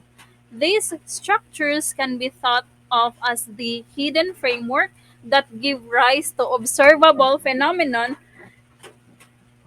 In essence, structuralism asserts that the underlying structures that are the true constituents of the world, and they can be revealed through systematic analysis and investigation. And in this ontological stance, it implies that reality is not a random assortment of isolated elements, but rather an interconnected and ordered system governed by these underlying structures. So, structuralism's ontological perspective shapes its approach to various fields, emphasizing the search for this hidden structure as a means to comprehend the essence of the world, human cognition, and cultural phenomena. In the epistemological stance of structuralism pertains to how structuralism view the nature of knowledge, understanding, and the means by which we come to know and comprehend the world. From an epistemological perspective, structuralism emphasizes that knowledge and understanding are derived from the systematic analysis and study of underlying structures and relationships. It possesses that these structures are accessible to human cognition and can be uncovered through rigorous method of inquiry. And then structuralism assumes that knowledge is objective and can be arrived at through empirical observation and identification of recurring patterns and principles. In this view, understanding is not solely a product of individual subjectivity, but it is rooted in the recognition of objectives, structures that exist independently of personal interpretation. This epistemological stance emphasizes the importance of comparative analysis, pattern recognition, and systematic observation as a means of acquiring knowledge and comprehending the world.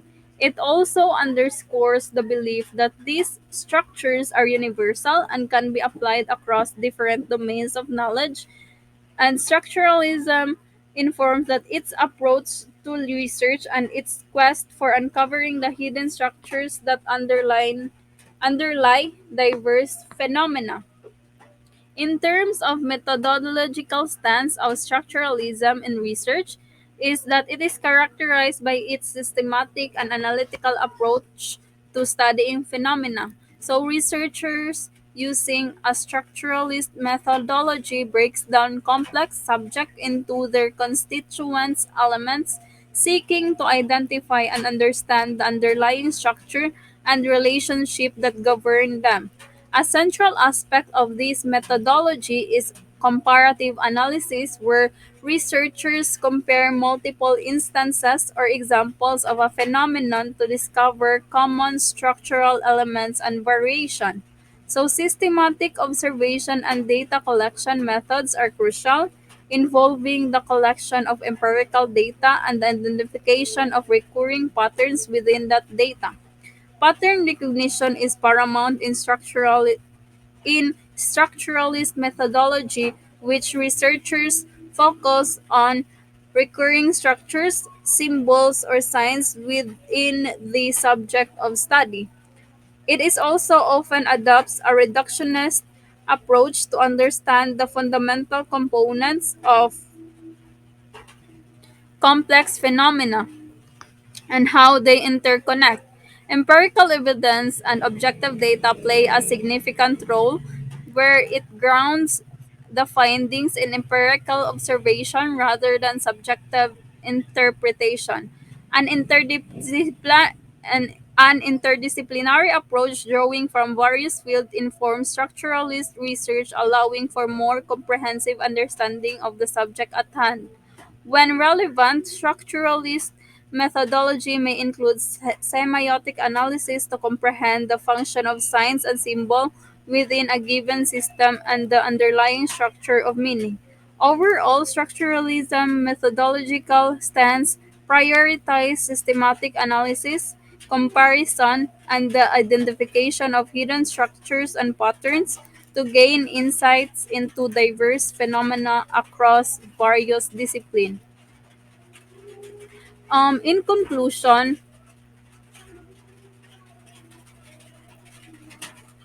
structuralism is a historically significant theoretical framework that emerged in late 19th and early 20th century, leaving a lasting impact on various academic disciplines including linguistics, anthropology, psychology, and literary theory. At its core, structuralism is characterized by emphasizing on the understanding the underlying structure and system that shapes human behavior, language, culture, and cognition.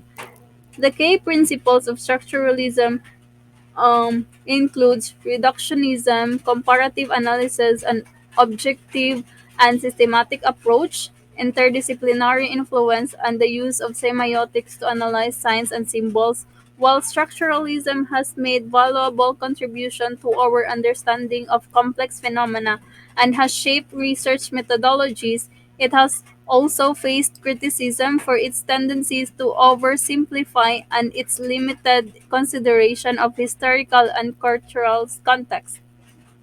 So structuralism has evolved over time and has been complemented by other theoretical frameworks such as post-structuralism, which critiques some of its assumption and limitation. Despite this criticism, the influence of structuralism endures as it continues to inform research practices and offers a valuable lens through which to explore the hidden structures that underlie various aspects of human experience and culture. It remains an important chapter in the history of academic thought and continues to play a role in shaping our understanding of the world. That would be all. I hope you learned something and also kindly listen to the next discussion about post structuralism. Thank you and God bless us all. Good morning, this is Carly, and I'm going to share about the concept of post structuralism or the theory of deconstruction, which is opposed to the concept that has been discussed by our previous reporter. But before diving deep in this theory, let's have a short glimpse of its history. Post structuralism began in the early 19th century, but became popular in 1960s, displacing structuralism. But it has also ended in 1970s. Among the many proponents of post-structuralism, I would like to mention Roland Barthes as prominent in this field. He was confirmed as structuralist, but somehow still opposed its idea and later published his The Death of the Author in 1968, wherein he mentioned that the author is not the prime source of work or piece, but instead the readers. On the other hand, Jacques Derrida, a French author of the paper Structure, Sign and Play in the Discourse of the Human Sciences, and who founded and regarded as the father of deconstructionism or post-structuralism, greatly opposed the limitations provided by structuralism. And additionally, he pointed out that language is unstable. Now, in this video, we will try to simplify the main concepts that post-structuralism wanted to convey. Let's start from this. I will try to show you different pictures and concepts and try to describe or define it in your own terms. Let's begin. What can you say about the first picture that you have seen on the screen? How about the second picture? Or how about the third picture? So, how do you define them? Do you think all of you have the same interpretations of the same pictures or concepts that has been shown to you? If a structuralist will answer, they would say yes, because there is a universal meaning for all of that. that a word apple might be signified something that is a fruit, etc., together with a family who commonly composed of a mother and a father and their children. However, for post-structuralists, our answers may vary because we have different knowledge about anything or any concept. For instance, a family for him is something that may compose of parents and children. But for me, a family can be something that describes more by its bond and not just by blood. That a pet or a friend could also be part of a family. What does it say about literature? It can have no singular meaning. A concept or word may give us different meaning and not just a single one. It's constantly changing. Principles of post-structuralism. Nothing is fixed. Post-structuralists reject the idea of fixed, stable meanings in text. They suggest that meanings are contingent and context-dependent, and there is no ultimate and stable interpretation of a text. Next principle of post-structuralism is it does not believe in binary opposition. Belief in binary opposition is a philosophical concept often associated with dualism, where things are categorized into two opposing and mutually exclusive categories.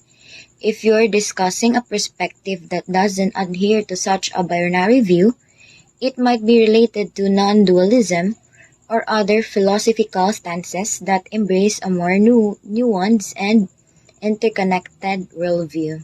The next one is speech and writing are complementary. Indeed, speech and writing are complementary forms of communication.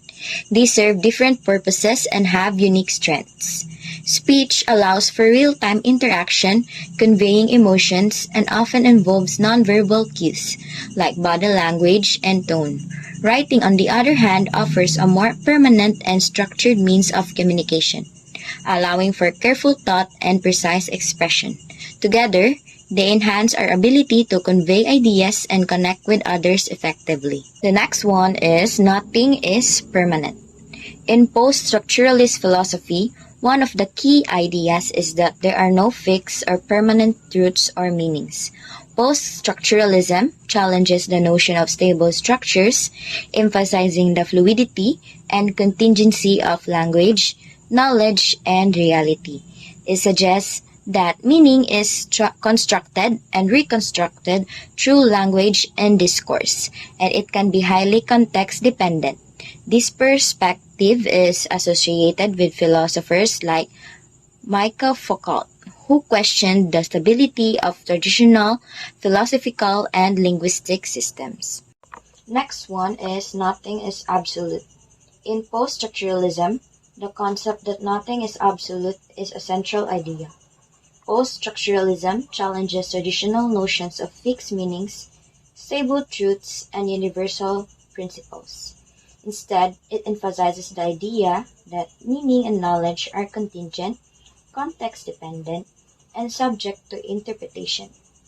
This perspective is associated with thinkers like Jacques Derrida, who argue that language, power, and social constructs play a significant role in shaping our understanding of reality.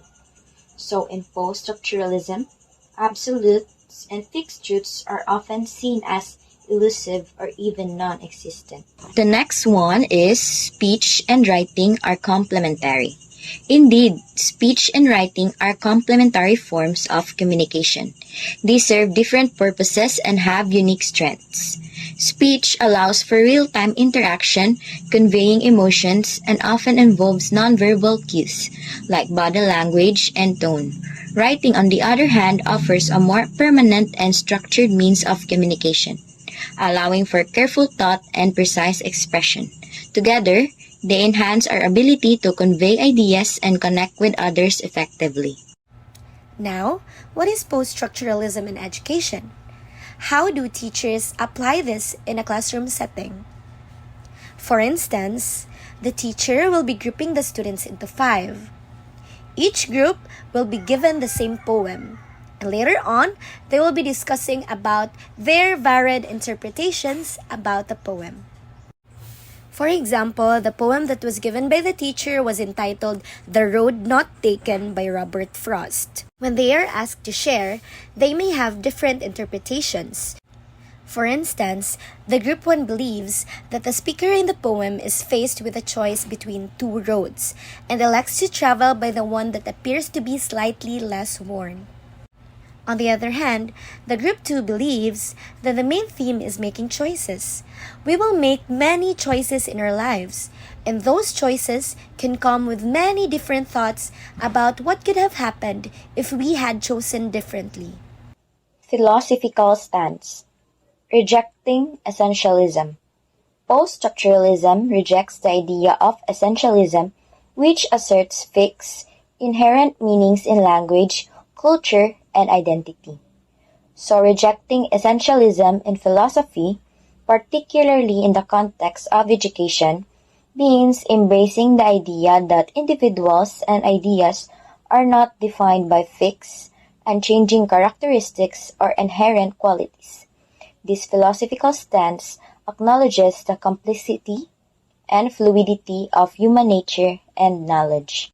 The next one is the multiplicity and fragmentation. Post-structuralism emphasizes the multiplicity of meanings and the fragmented nature of knowledge. Multiplicity and fragmentation are philosophical concepts that can be applied to the field of education in various ways. Multiplicity in education. One example is diverse learning styles. Recognizing the multiplicity of learning styles and preferences among students is essential. Education should cater to various intelligences, such as visual, auditory, kinesthetic, and more. While in fragmentation education, one example is specialization. Fragmentation in education can be seen in the specialization of subjects at higher levels. Students often focus on a specific field, which can lead to fragmentation of knowledge. The last one is continued exploration. Post-structuralism encourages ongoing exploration and critique. A philosophical stance of continued exploration emphasizes the value of ongoing inquiry, curiosity, and the pursuit of knowledge throughout one's life. It promotes the idea that learning should be a lifelong endeavor, not limited to formal education. This stance encourages individuals to remain open to new ideas, experiences, and perspectives, fostering personal growth and intellectual development beyond the classroom. When comparing this stance to education, it highlights the limitations of traditional educational systems, which often have fixed curricula and time constraints. While formal education provides a structured foundation of knowledge, continued exploration emphasizes the importance of self-directed learning, critical thinking, and adaptability.